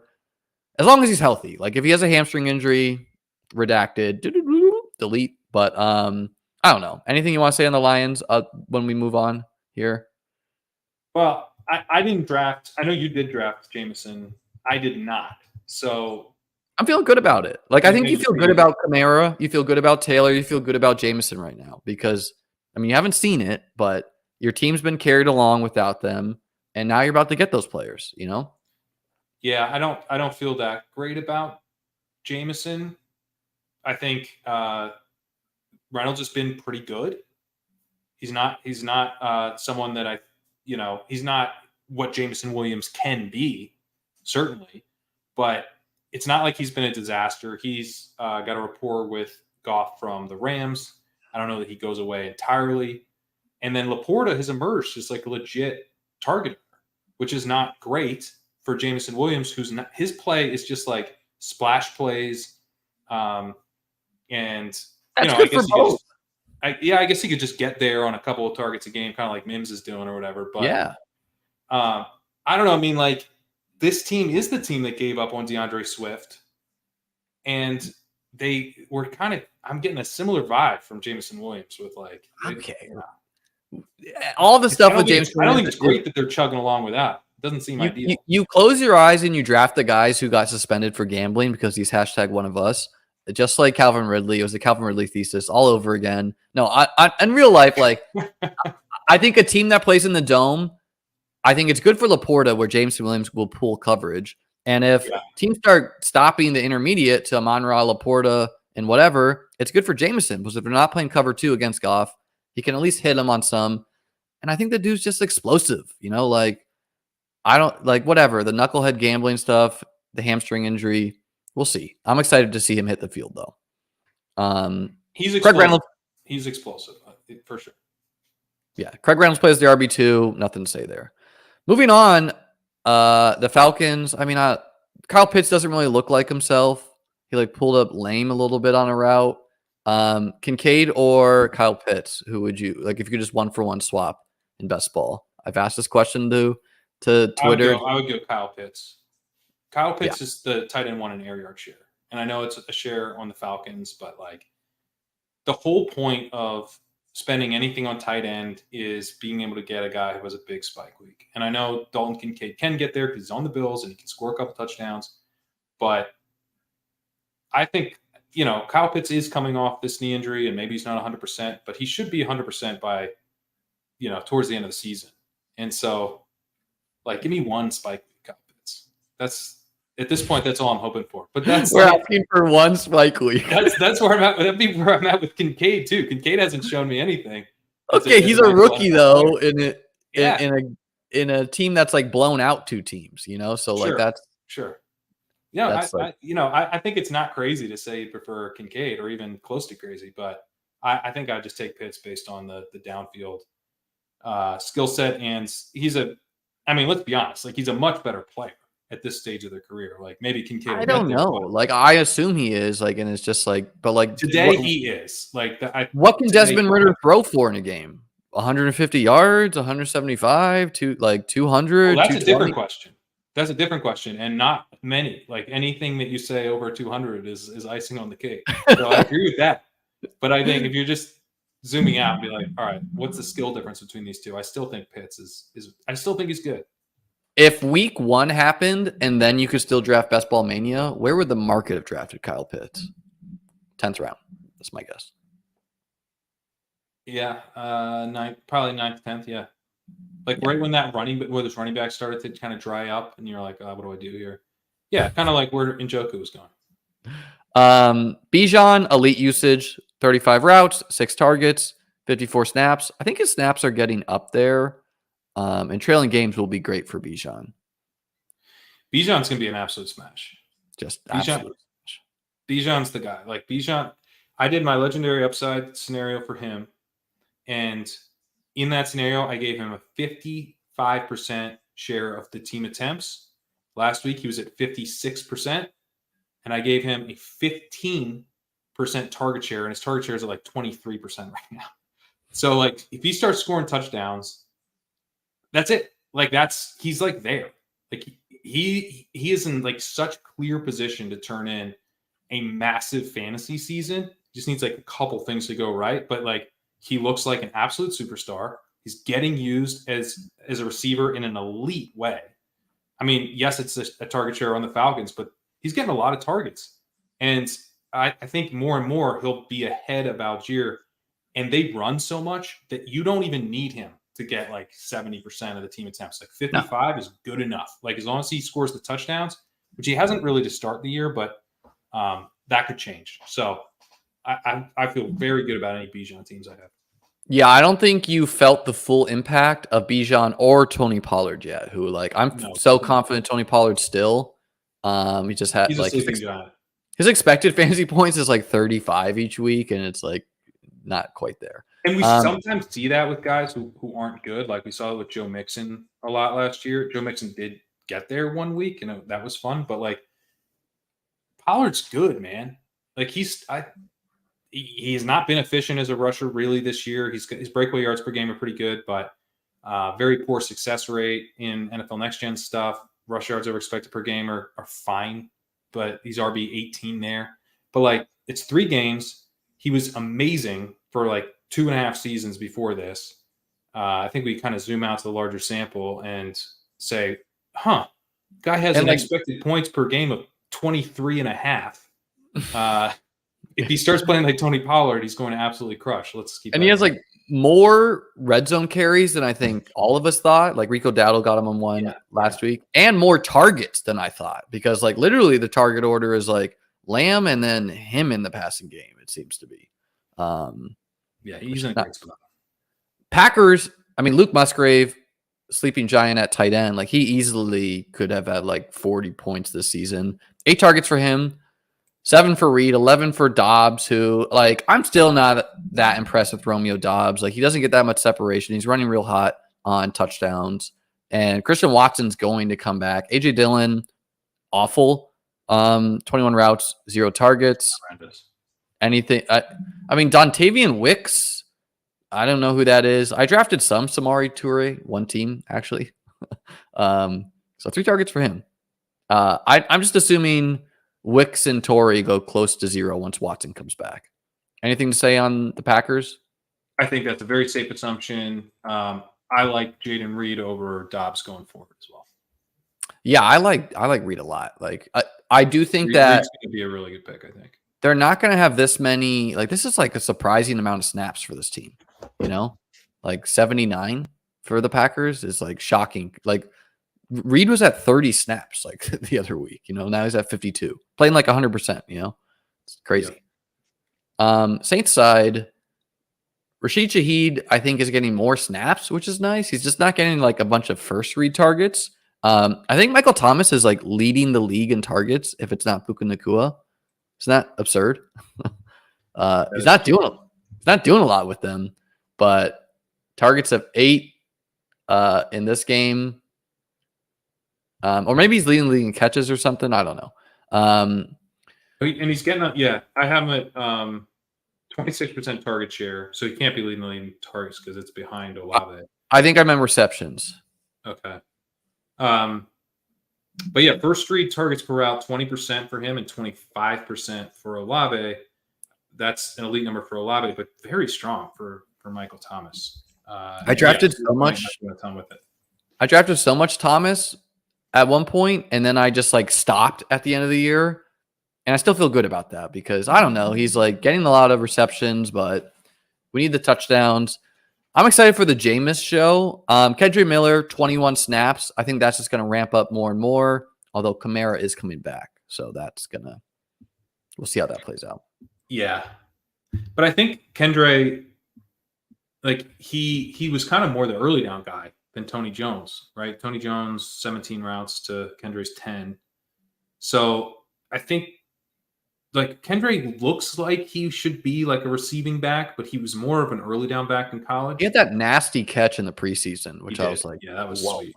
Yeah. But I think he could complement Kamara pretty well.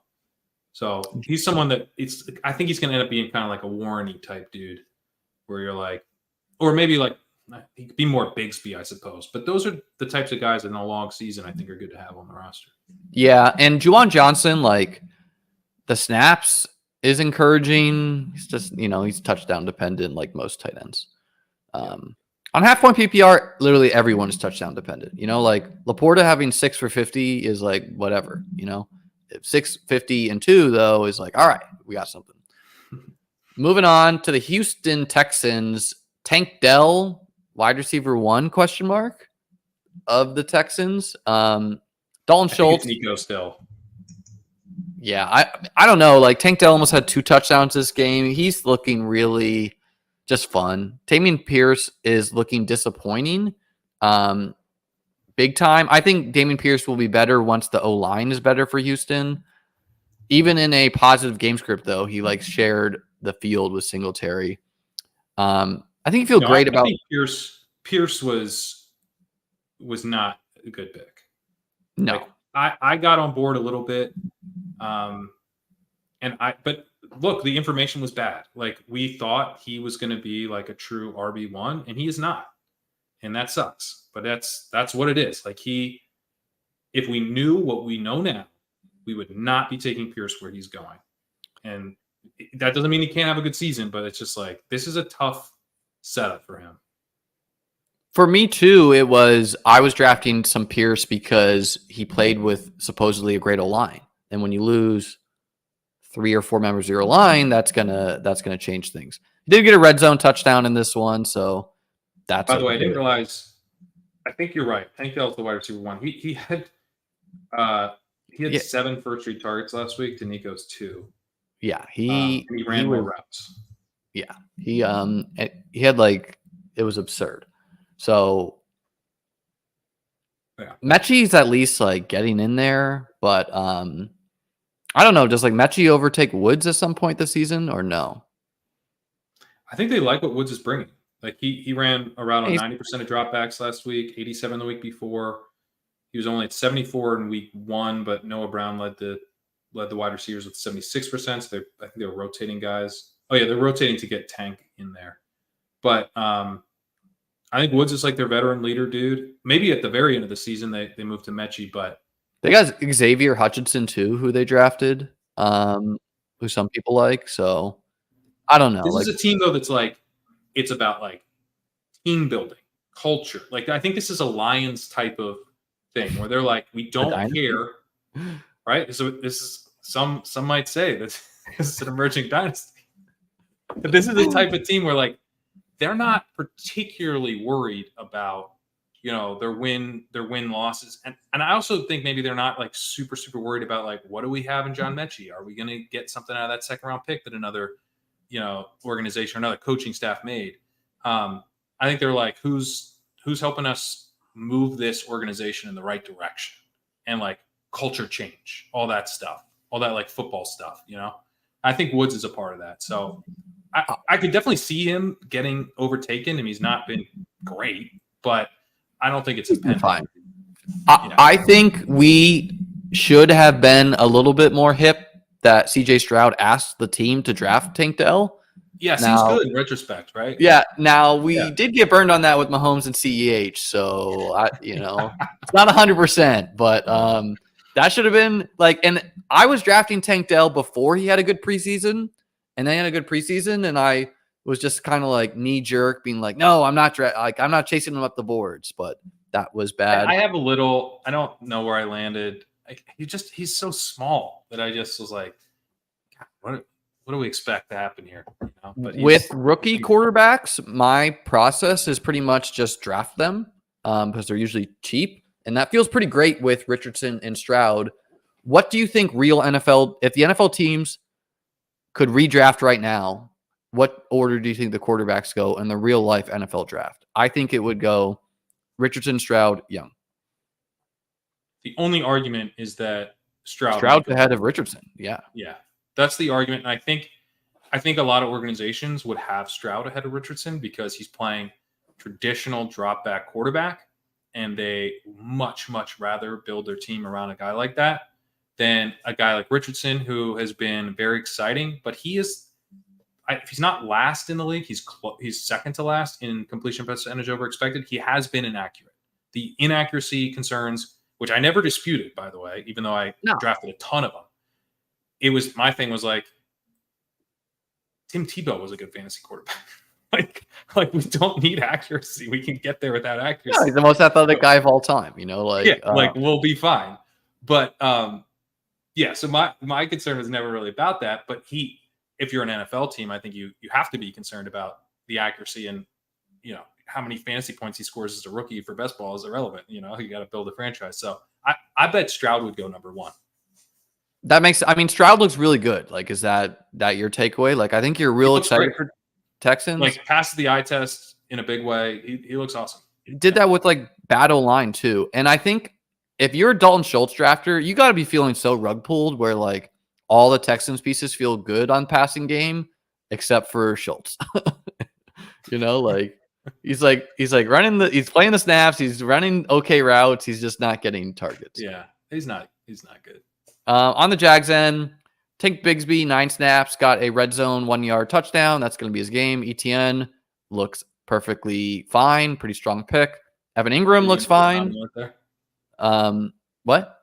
Were you going to say cromulent and stop yourself? No, I'm not. No, I wasn't going to. Kirk looking cromulent. And, Ridley, I think Ridley and Kirk better days ahead. Tim Jones got some snaps in this game. Zay Jones missed it. I don't know. Anything to say on the Jags? I think we can move on pretty quickly there. Dearness Johnson got some. No, we got to talk the Jags already. We got to talk about what? So we already talked the Jags, really. Oh, yeah. Moving on, the Dolphins, man. I mean, some of this is garbage time usage. What do you think the plan is for Achane and Mostert going forward? And do you know who the Dolphins play this week? Yeah, they play the Bills. Super fun game, man. That's good. Like, I think that's a game that both teams, and thankfully, you never want to play a September game in Miami because I don't know how this is like legal for the Dolphins to do. But if you see those games, the Dolphins players sit in the shade and they've like designed the stadium to have the guest benches just like in the sun. Like what's like, are you just going to like put like a giant magnifying glass on it next? And you just see like the guest players just like melting. And so this game will be in Buffalo, but take it away on the Dolphins, man, and touch on the running backs and what you think the plan is going forward for the snap distribution between Mostert and Achane. I mean, Tyreek Hill is just having an insane season. I had to I had to change the scale on a couple different charts for this week's walkthrough because his yards per hour is 4.78, I believe. Let me show you a funny chart here. This is from this is a segment where we show tweets, and this is from Chris Wetch, I believe it's pronounced, from Fantasy Points. And so this is his graph, which is yard per route run for man versus zone, which I was like, where's Tyreek on this? Yeah. And then in the comments, I guess Tyreek didn't run enough routes this year to qualify. And so this is the graph if you include Tyreek, the same graph. So here's the graph, and then here's the same graph, but Tyreek is up here with like a 5 yard per route run versus man and nearly 6 versus zone. Bills are a zone team. Chris, this is a cool chart, but you can't leave Tyreek off. You got whatever the threshold is should be set. However many routes Tyreek has run, it has to be below that. Yeah, he said he just missed the route cutoff at 74 routes. He also breaks the chart. Give the man some respect here. Yeah, Tyreek broke all my charts too, so I can definitely empathize there. Just absurd. I mean, no Waddle this game. No Waddle. That's the crazy part, right? No Waddle. They still put up 70. Craycraft looks to be kind of filling in for the Waddle role, which I think is maybe interesting. If Waddle were to miss any more time, we could go back to that a little bit. Although who the fuck is Julian Hill? I thought everyone was into Durham Smythe. Is this guy blocking? Smythe apparently missed time with an injury during the game, but then they also had packages that they liked Julian Hill for whatever reason. I don't know what that means because I don't really know who Julian Hill is or where he came from. Pat, you had a line. You had a line in the walkthrough this week where it's like, and player X, who I definitely knew was a real NFL player before. It happened again. I did not know Julian Hill, and then here we are. I think Durham Smythe will be back to like kind of where he was with Gesicki. I think he's still going to run the most routes on the team, but at least in the next couple weeks. But because I think this is partially due to the blowout and partially due to him missing some time with injury. So I think is like somewhat reflective of the fact that he's now going to lose routes to Hill, and somewhat reflective of some. I think McDaniels heard that Smythe was mega chalk in DFS, and some DFS player hit him up and was like, "Hey, dude, I'm gonna fade the Smythe chalk," and he's like, "I'll make that work for you." I could see it. I could definitely see it. Talk about the running backs. Why wouldn't you ride Mostert for the next few weeks, right? Like Mostert's playing great. You trust him, right? He can be out there for any situation. But I mean, Achan's going to be like a really big part of this.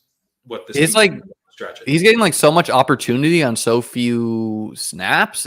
The Bills game is going to be like fun because the Bills defense is closer to the Patriots than the Broncos. So I'm just wondering how that's going to break down. And like, and Tua is just like, he's like getting rid of the ball so quick and throwing the ball so far downfield. Yeah.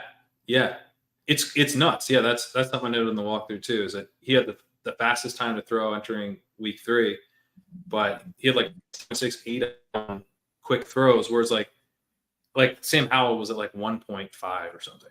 Like a lot of these guys, the quick throws are only like check down, right? But he's dropping back and getting the ball out of his hands like lightning quick, but down the field. So part of that stat probably just because his players are faster, so you can throw it downfield further when your players are faster, For sure. And they're schemed open, and this is an offense that's working. Like you would prefer to get the ball out of your hands as quick as possible and as far downfield as possible. Yeah. The Broncos, this is just a total gut thing. I have a feeling the Broncos are going to come out here and be like, okay, we need like something to do here. How about we put Marvin Mims into a full snap count role this week? Yes or no? I don't see it. I hope you're right, man, but I don't see it. I think like what else can they hang their hat on? Well, the thing about Mims is that he is getting targeted on first reads at a super high rate. Yeah, it's like 30% or something absurd. Yeah, it's really good, right? You want that, but to me, it reeks of like they have a package of plays for him, and which this team does. He's crushing the package. Like he is delivering. Like they did that with Jaleel McLaughlin for like a red zone touch, Like and eventually they will expand what they're asking Marvin Mims to do. But I don't think like he's at like he was at 28% route participation last week. Like he is not going to be at 50% this week. I wish that he was, but if he gets to 45, fuck yeah. Like that I could just see Sean Payton being like, you know what? We just lost by 50 points. Like we need something positive here. So let's do that. Pat, I know I don't see it, but I hope you're right. Eventually Marvin Mims is going to be a full-time player in this offense, and he's going to be awesome. I just think it'll take a little bit longer than that. Do you have time to run through the rest of these games, or should I jump into the tweet segment of the show? How many more games do we have? I don't know. We'll do it quickly here. Chargers, I think the thing to talk about is Palmer versus Quentin Johnston. How do you see that breaking down without Mike Williams?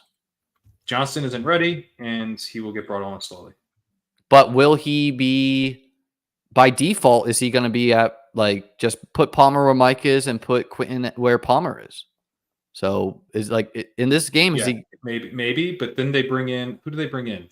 Is Darius Davis going to play ahead of him? Darius Davis will play. Yeah. Like, they're not going to put... The issue with these rookies, right? If they're not like ready, they're going to screw up like basic stuff. They're going to ruin run plays. They're going to get penalties or whatever. You know what I mean? Or they're going to run the wrong route and it's going to create an interception. Like they're not going to put him out there if they don't think he's ready. And I don't think they think he's ready. He's not performed well when given the chance. So true. Donald Parham playing a lot more than I think people thought. Kelly and Spiller didn't do much this game. On the Vikings end, you got to think Addison's going to ramp up with a team that is 0-3 and frankly, like searching for answers. Addison looks really good. And yeah, he's starting to ramp up already. I think he'll continue to ramp up. By the way, like long-term, we're looking at week 3, more about this from like the walkthrough, which is a week 4 only specific article. So I'm like a little more short-term. I think Johnston's long-term outlook is still like pretty high upside. But It's worrying for his rookie year. Like, it's definitely a little worrying. Yeah, it's a little worrying. But especially because, like, I don't know, film-wise, he didn't look – I don't grind a ton of film, but I happened to, like, see a college game during, like, New Year's Eve, and I was like, this dude looks real fucking slow. And then he got drafted. I didn't even know who it was. And that ended up being Quentin Johnston. And he doesn't look great. I think the issue with him is, like, he's just not good at what Mike Williams did, which I think was fine when Mike Williams is healthy. But, like, he's not a natural replacement for the Mike Williams role. He's going to have to default be that, though. Like, he's just going to have to default, just like they're going to just run him down. Maybe he doesn't get targeted. And that sucks for him, though. Coverage. Like, he will suck in that role. Like, he's not – that's not who he is. He's like – you want to get him, like, over the middle, like, crossing routes, like, ball in his hands, you know, like, yak. That's who he is. He's not like a 50-50 jump ball guy. Like, if they play him like T. Higgins, he will bust. He was maybe a yak guy in college where he played at TCU, but I don't know if he's going to be a yak guy in the NFL. Well, he sucked ass as a contested catch guy in college, so I don't think he's good at that. Hawkinson's 11 targets. That's what you want to see from him. The running backs, we'll see what happens on the Vikings end once Cam Akers is there. I'm not convinced Cam Akers will play ahead of Ty Chandler, but I don't know. Cam Akers could just be done. Like, this could, like, and they gave up, like, literally they gave up nothing. It's a conditional, like, 2027, like 6-7 swap. Patriots. Ramondre's playing a lot, get a lot of usage, not doing a lot with it. This game was really low scoring and bad weather. Mike Gesicki, I had like is good, and they won't play him. It's annoying. Who? Kendrick Bourne. Oh yes, Kendrick Bourne. Snaps went down this game. His routes though would not, like, he's just not blocking. 21 routes for him. Gesicki, I thought, like, had some encouraging signs. That seems over. On the Jets end, Breece Hall up to 50%. I had said before the Cowboys game that I thought the plan was just to, like, not play him that game and use him more going forward. Seems like that could happen, especially in, like, winnable games, like against the Patriots. Moving on to the Bills. Trent Sherfield played quite a bit of snaps in this game. Not a lot of routes, though. He pretty much just blocked. Kincaid and Knox at 24 and 23 routes. Cook almost had a touchdown, got tackled at the 1 on his – he just had a baby, so thought he would maybe get a touchdown there. Deontay Hardy, I still think will have some deep shots. I don't know. Not much to say on Buffalo. He's kind of interesting, but he just doesn't play. He was, like, real good with the Saints, and I still think I think he has contingent upside if one of any of the following players gets hurt. Diggs, Davis, Kincaid, and Knox, because I don't think it's a given that they play 12 with Quentin Morris. I also think in the short run, it's really great for Diggs and Davis that you're competing for targets against Knox and Kincaid. Yes. It's great.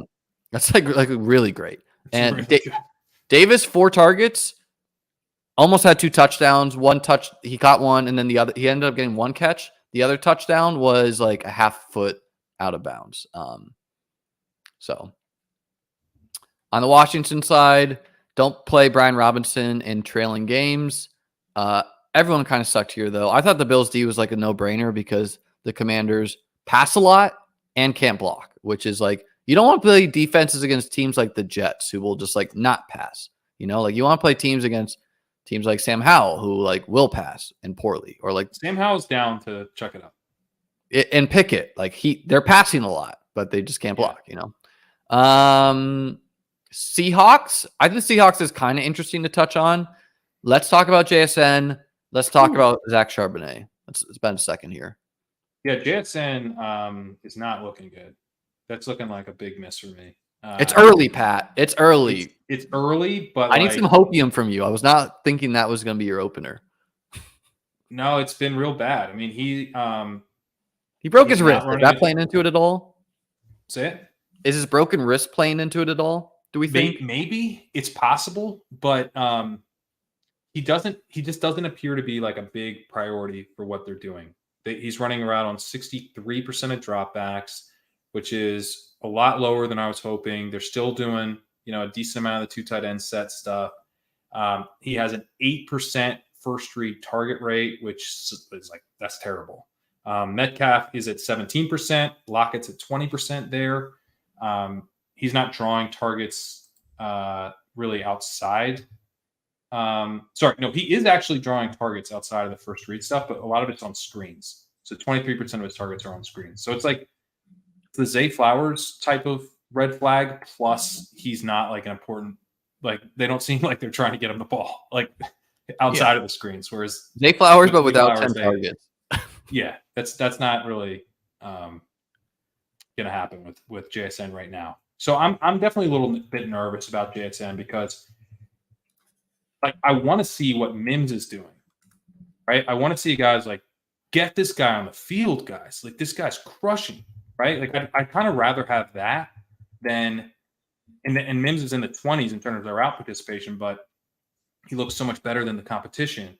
Whereas like Lockett and Metcalf look good, and they look like they're clearly ahead of JSN in the target pecking order, and the JSN looks like he could be kind of like stuck in this no man's land role for a long time, like for weeks, 5, 6. Well, the good news with JSN is they have a week 5 bye.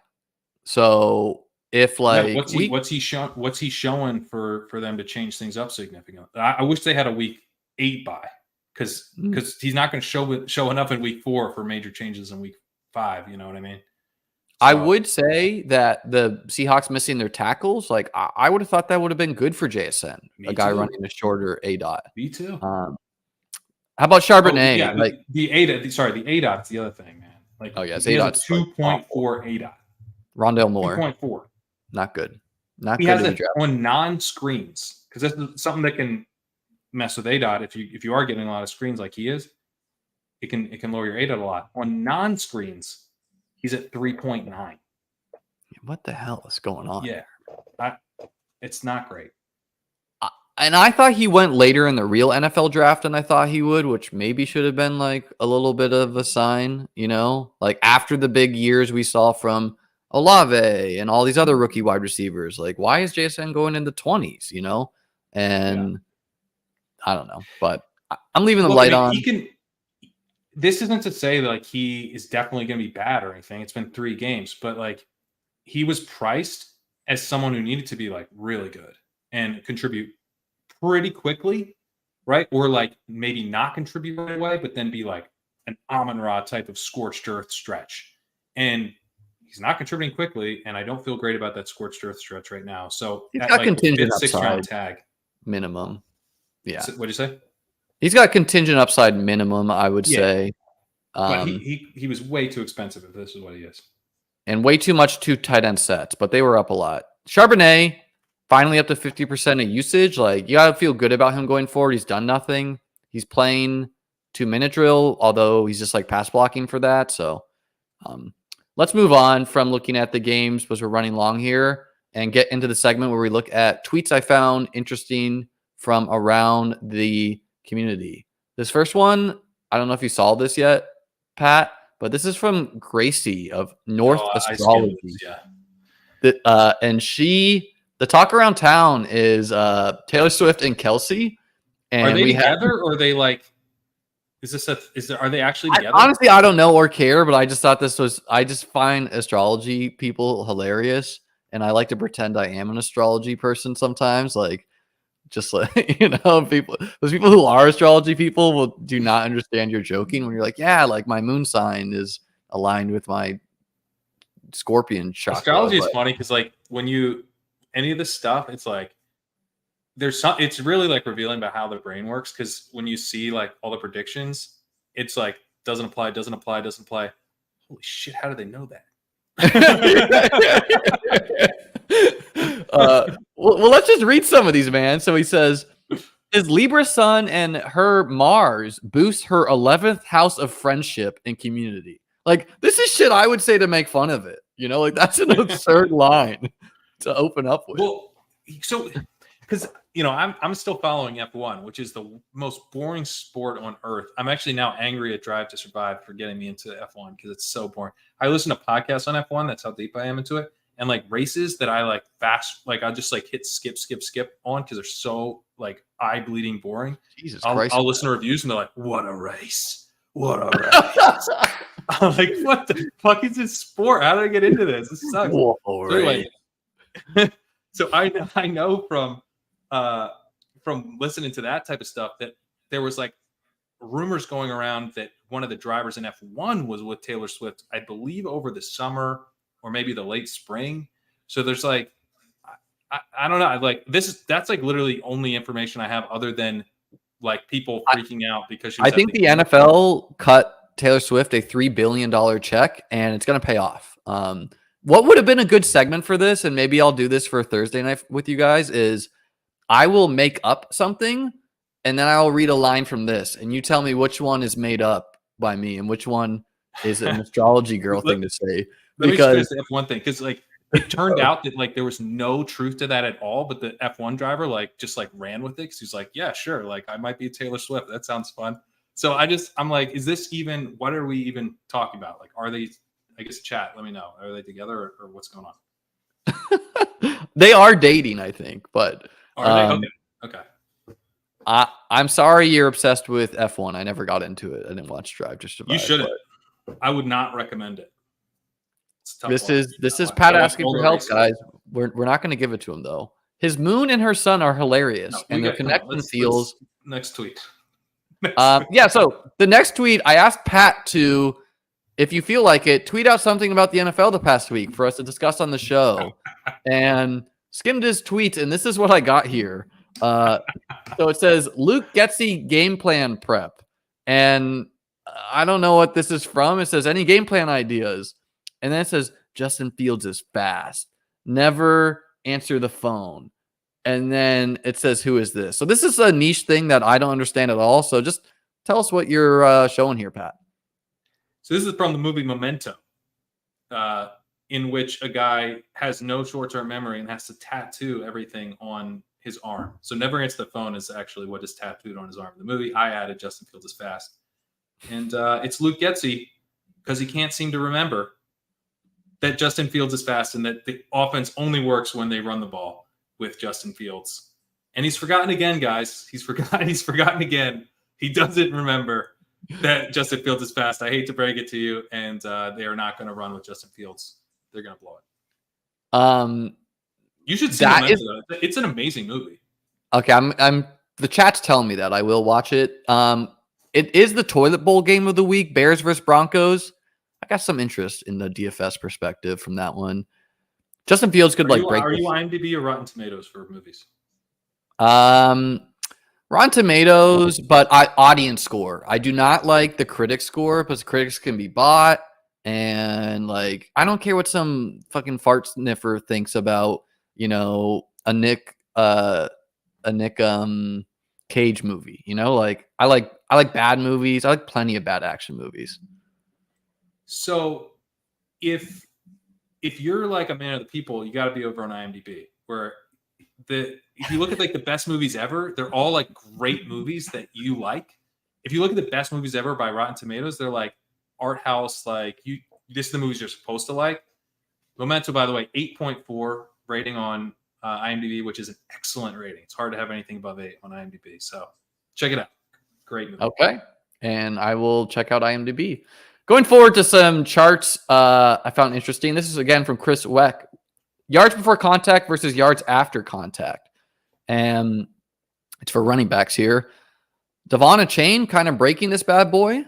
Far in the corner here, we see Breece Hall with the yards after contact at 5. That was skewed heavily by the 2 missed tackles in the Bills game, I think.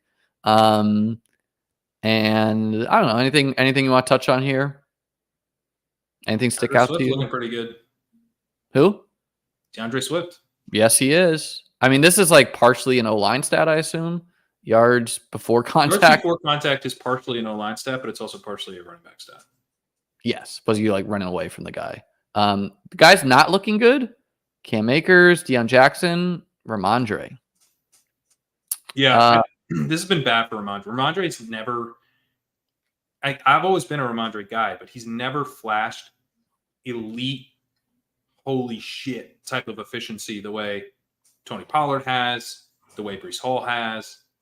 Like, we do not want him in a part-time role Like we want him in a Josh Jacobs role. Like that's the bet with Ramondre. And his efficiency hasn't been great this year, but that was in the range. And I don't know. I think the Zeke thing is hurting him for real. Yeah, I think it's like the team is just not that good, so need him to score touchdowns. Like, I don't know. It's like half glass full with him. He's getting targets. He's getting receptions. He's not done. He's not dust or anything, but it's just no. Yeah, I had him lower than I think definitely than like ETR and some other spots for a decent bit of the summer, and I feel pretty good about that because I just thought the Zeke thing was like a legitimate hit. Yeah, I didn't, and I still think Zeke could like hold off as the season goes, but we'll see on the Patriots. Like their offense hasn't been a total disaster, which is like a win for Ramondre drafters. Like that they're not. That's true. Yeah, that's true. And I still think Ramondre has like pretty good single week upside. Yeah, punching a couple scores, and he is getting targets. So he's not going to be an engine for your best ball teams, I think, but he's still someone like if you flip over the cards and you had a Ramondre in week 17, you'd be like, all right, playing the Bills. Well, exactly, and they haven't gotten blown out in a game yet, which like if they heavily trail, we'll see what that team does. This is yard per route run, man versus zone. Tyreek breaking the chart. Nathaniel Dell kind of breaking it on the man beater end. Makes sense that I kind of thought he would be a zone guy as this like shifty slot dude, but I think this was just him like two coverages. He just like sprinted wide open doing this. I don't know. Not a ton to pull from this chart. Anything sticking out from you? Josh Palmer is terrible. Is kind of what sticks out to me. He's just going to eat routes now. He's going to eat a bunch of Mike Williams routes. Yeah. I don't know. The good guys are up here. Some names we know. Mike Evans is playing well. Diggs is kind of down here for competing with tight ends. Yeah, what do you think? Diggs should be crushing right now. He has such little card competition. Like even Gabe, Gabe is a deep threat. You know, Gabe's not like a guy who's getting targeted at a high rate.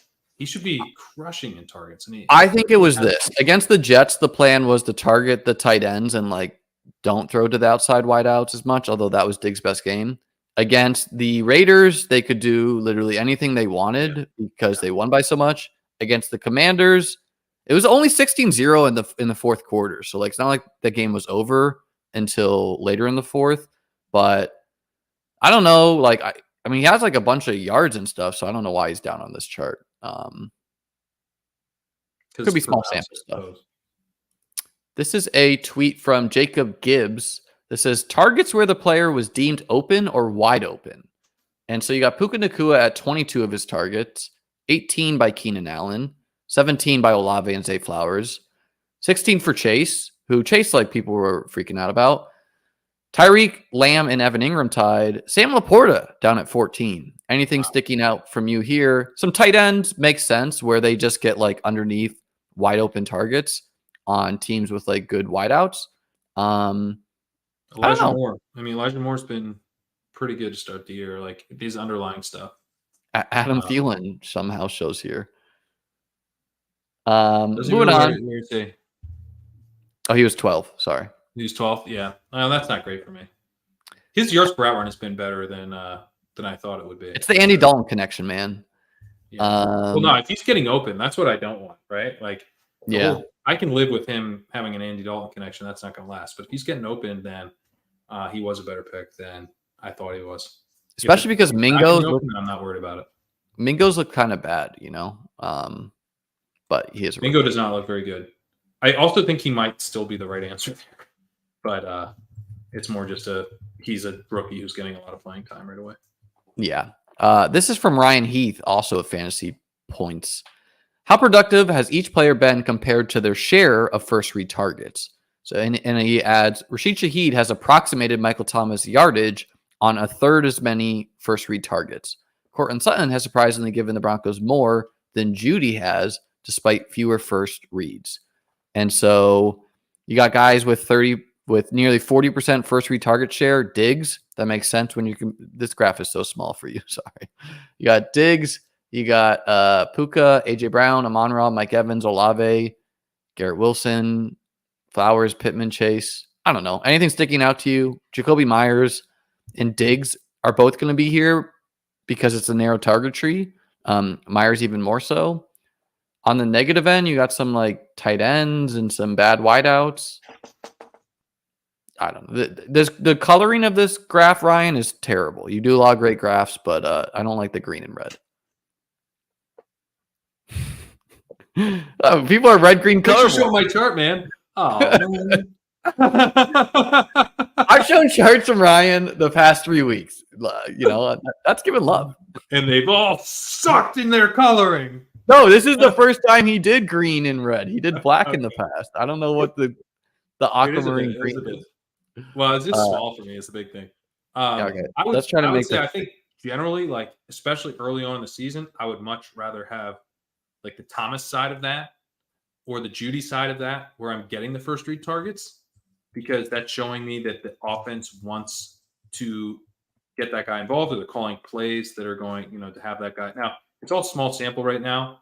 It's possible that, like, Sutton's been the first read on more targets than Judy, but hasn't been getting targeted. And that's, actually a huge reflection of his skill level relative to Judy. And we just don't know that because no one charts the first read on guys who weren't targeted. That's not like a thing. So, it's all noisy. We're going to make the wrong conclusions on some of this stuff. But in general, I would prefer to have a guy who's getting a lot of first read targets than not, even if he's producing less, because it just shows me it's like kind of like seeing who's running the routes. It's like who is in position to get volume.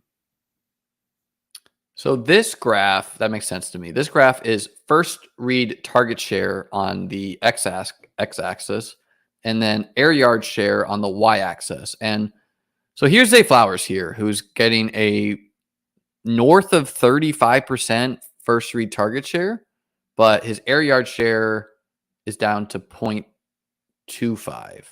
So like guys like he's like near guys like Judy, Pittman, kind of makes sense. Jamar Chase is a little bit in that range, which makes sense with this version of the Bengals, which is kind of like dumping off to him. He's like near Amon-Ra, so I don't know. Anything sticking out from you here? A lot of those are screens. PFF does these a little bit differently, where they, for whatever reason, they don't chart screens as first reads, and his first read targets are the data. Yeah, it's not impressive once the screens are pulled out. It's not bad, I guess, but it's not good. So, I'm not buying Zay on the basis of this. I would assume most of the guys in the upper right-hand quadrant, if they haven't had big fantasy games, are due for positive regression. Names like Hollywood Brown and DeAndre Hopkins are there. I feel a lot better about Hollywood Brown than Hopkins, just because the Titans pretty brutal. And the Cardinals are frisky. Yeah, I mean, Josh Dobbs, man, they screwed him over. Josh Dobbs was brought in like 10 days before the season started when Absurd. they knew Paul McCoy couldn't throw the ball. He was in training camp pointing at dudes. He did not have the arm strength to literally throw a football. And they didn't bring in Josh Dobbs at that time. Like, that's so Wasn't he on a team they traded for? Didn't they have to trade for him? Maybe. I can't remember. But maybe they just needed to wait. It's just like, I don't think so. I mean, I don't know. Maybe bring in a quarterback who you're going to start week 1 before late August. That's a general rule of thumb. I've watched football for a while. That's generally how it's done. You don't wait until late August for your week 1 starter. Absolutely atrocious organizational behavior. And he looked horrendous in week 1. This is a dude who's like trying to prove himself as an NFL quarterback. And then look what happens. He gets 3 weeks with the team. He actually learns everyone's name. Week 1, the guy's like, he doesn't even know his offensive line name. Ha, ha, ha, ha. Like, dude. Yeah. It's not funny, man. It's not funny at all. Like, they're screwing this guy's career up. And then he's playing good. He upsets the Cowboys. Yeah, and should have beat the Giants. Yeah. This is, I think, a funny one just because it shits on Najee. Any stat that's doing that is funny. Percent of running back runs from Warren Sharp, to gain 0 or fewer yards. Now, some of this is the running back. Most of this is the O-line, I would assume. So kind of like the bad O-lines at blocking, it seemed to be, are Houston, Las Vegas, Jets, Rams, Pitt, and Arizona. However, Detroit is on this list at 23%, which I thought they have a great O-line. So I don't know what's going on there. The teams that are they're very low on this list: Philly, best O-line in the league; Buffalo, much improved team, plus the scheme there; San Fran, good O-line; Washington, I think, is like the fact that they played the Cardinals and Broncos is probably part of that. And the Bills play zone and don't blitz. Anything sticking out from you? I mean, the 29%, like how that breaks down Najee versus Warren would be interesting. Again, like Warren's just better suited to deal with the bad O-line. James Conner's still getting it done, even though he's getting stuffed on 29% of his running back carries. Yeah. I don't know. I mean, Najee's no good. What else did I say? This is from Jacob Gibbs. It's red zone opportunities, rush plus targets through 3 weeks. Tony Pollard, 27. So he's a massive positive regression guy there. Kyron Williams, 18. CMC, 14. Ken Walker, 14. Madison, 13. Pacheco, 12. DeAndre Swift, 10, who didn't really play week 1. Derrick Henry, Dameon Pierce, Brian Robinson, Josh Kelly down at 9. And the percent of this is for their offense. And it's got this respectively here. Anything sticking out from you on this tweet from Jacob? I mean, Derrick Henry's still getting actually quite a bit of value, even though the snaps are down. And the team stinks, and he hasn't been all that efficient as a rusher for a couple of years now. So I don't think he's going to pay off ADP, but it's probably not as dire as it feels like when you look at the snap share. Yeah. I mean, I would say like that Flowers thing. That was interesting. But from Ball's Life, Fantasy Points Days Tweet has Flowers with a 40% design target rate. It's all scheme touches. Yeah, which I think it's good. It's like a bonus to the route participation stuff. Like they really want him out there and they really want him touching the ball, which is good. But how good is he? I think jury's still out. Fair. All right, Pat. Well, thank you for doing this with me, man. 2 hours with you brings me back to the summer streams. Tell the people. Pat does I can tell the people. He does a walkthrough each week on Legendary Upside. Make sure you check out his website, legendaryupside.com. Pat, man, week 3 on tap. I guess I'll just share the week 3 games. Let's talk 5 seconds about anything that piques you, and then let's get out of here. Or so say anything you want, Pat. Well, I'll say for the walkthrough, it's a long article. Week 4, I meant. It's a preview. It's a game-by-game preview column, and I do narrate it. So if you prefer audio stuff, if you like things that go on and on for hours and hours, like this very podcast that we're on now, you may enjoy the walkthrough narration. I narrate the entire thing for premium subscribers. If you check out the Legendary Upside podcast feed, I also do a free preview on there each week. So you can listen to like the first 3 games or so narrated there. I also have a free preview of the article each week, not before the paywall kicks in, which is usually about the first 3 games. So if you want to just read the first 3 games, you can sign up for free at legendaryupside.com. It's also only $10 a month or $99 for the year to sign up and get everything. So Pat, in the summer, Davis, Kyle, and I drafted a main event team against you and the Ship Chasers, and there was a lot of laughing on your guys' end about our team. Anything you want to say about that? Anything you want to revisit about that before we get out of here? No, I mean, I'm definitely, apologies in order for not realizing you guys were going to like stream defense so well. So congratulations on that. I just didn't see that coming. I didn't know. I don't know if you noticed who your opponent is this week, by the way. I did notice that. And you want to pull those standings up? Or you not want to show the people?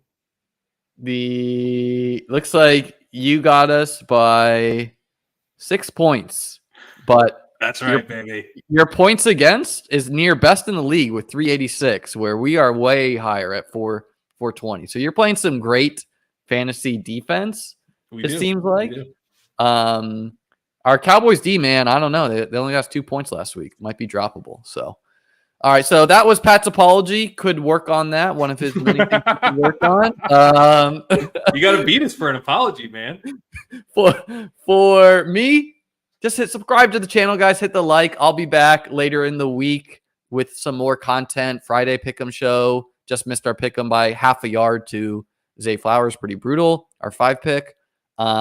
Wednesday or Thursday, I'll probably do a chess stream / chart stream. I charted all my BBM4 teams the date I drafted them so I can show the points scored over time. Hit the like, hit the subscribe, check out Pat's work. Peace out, guys.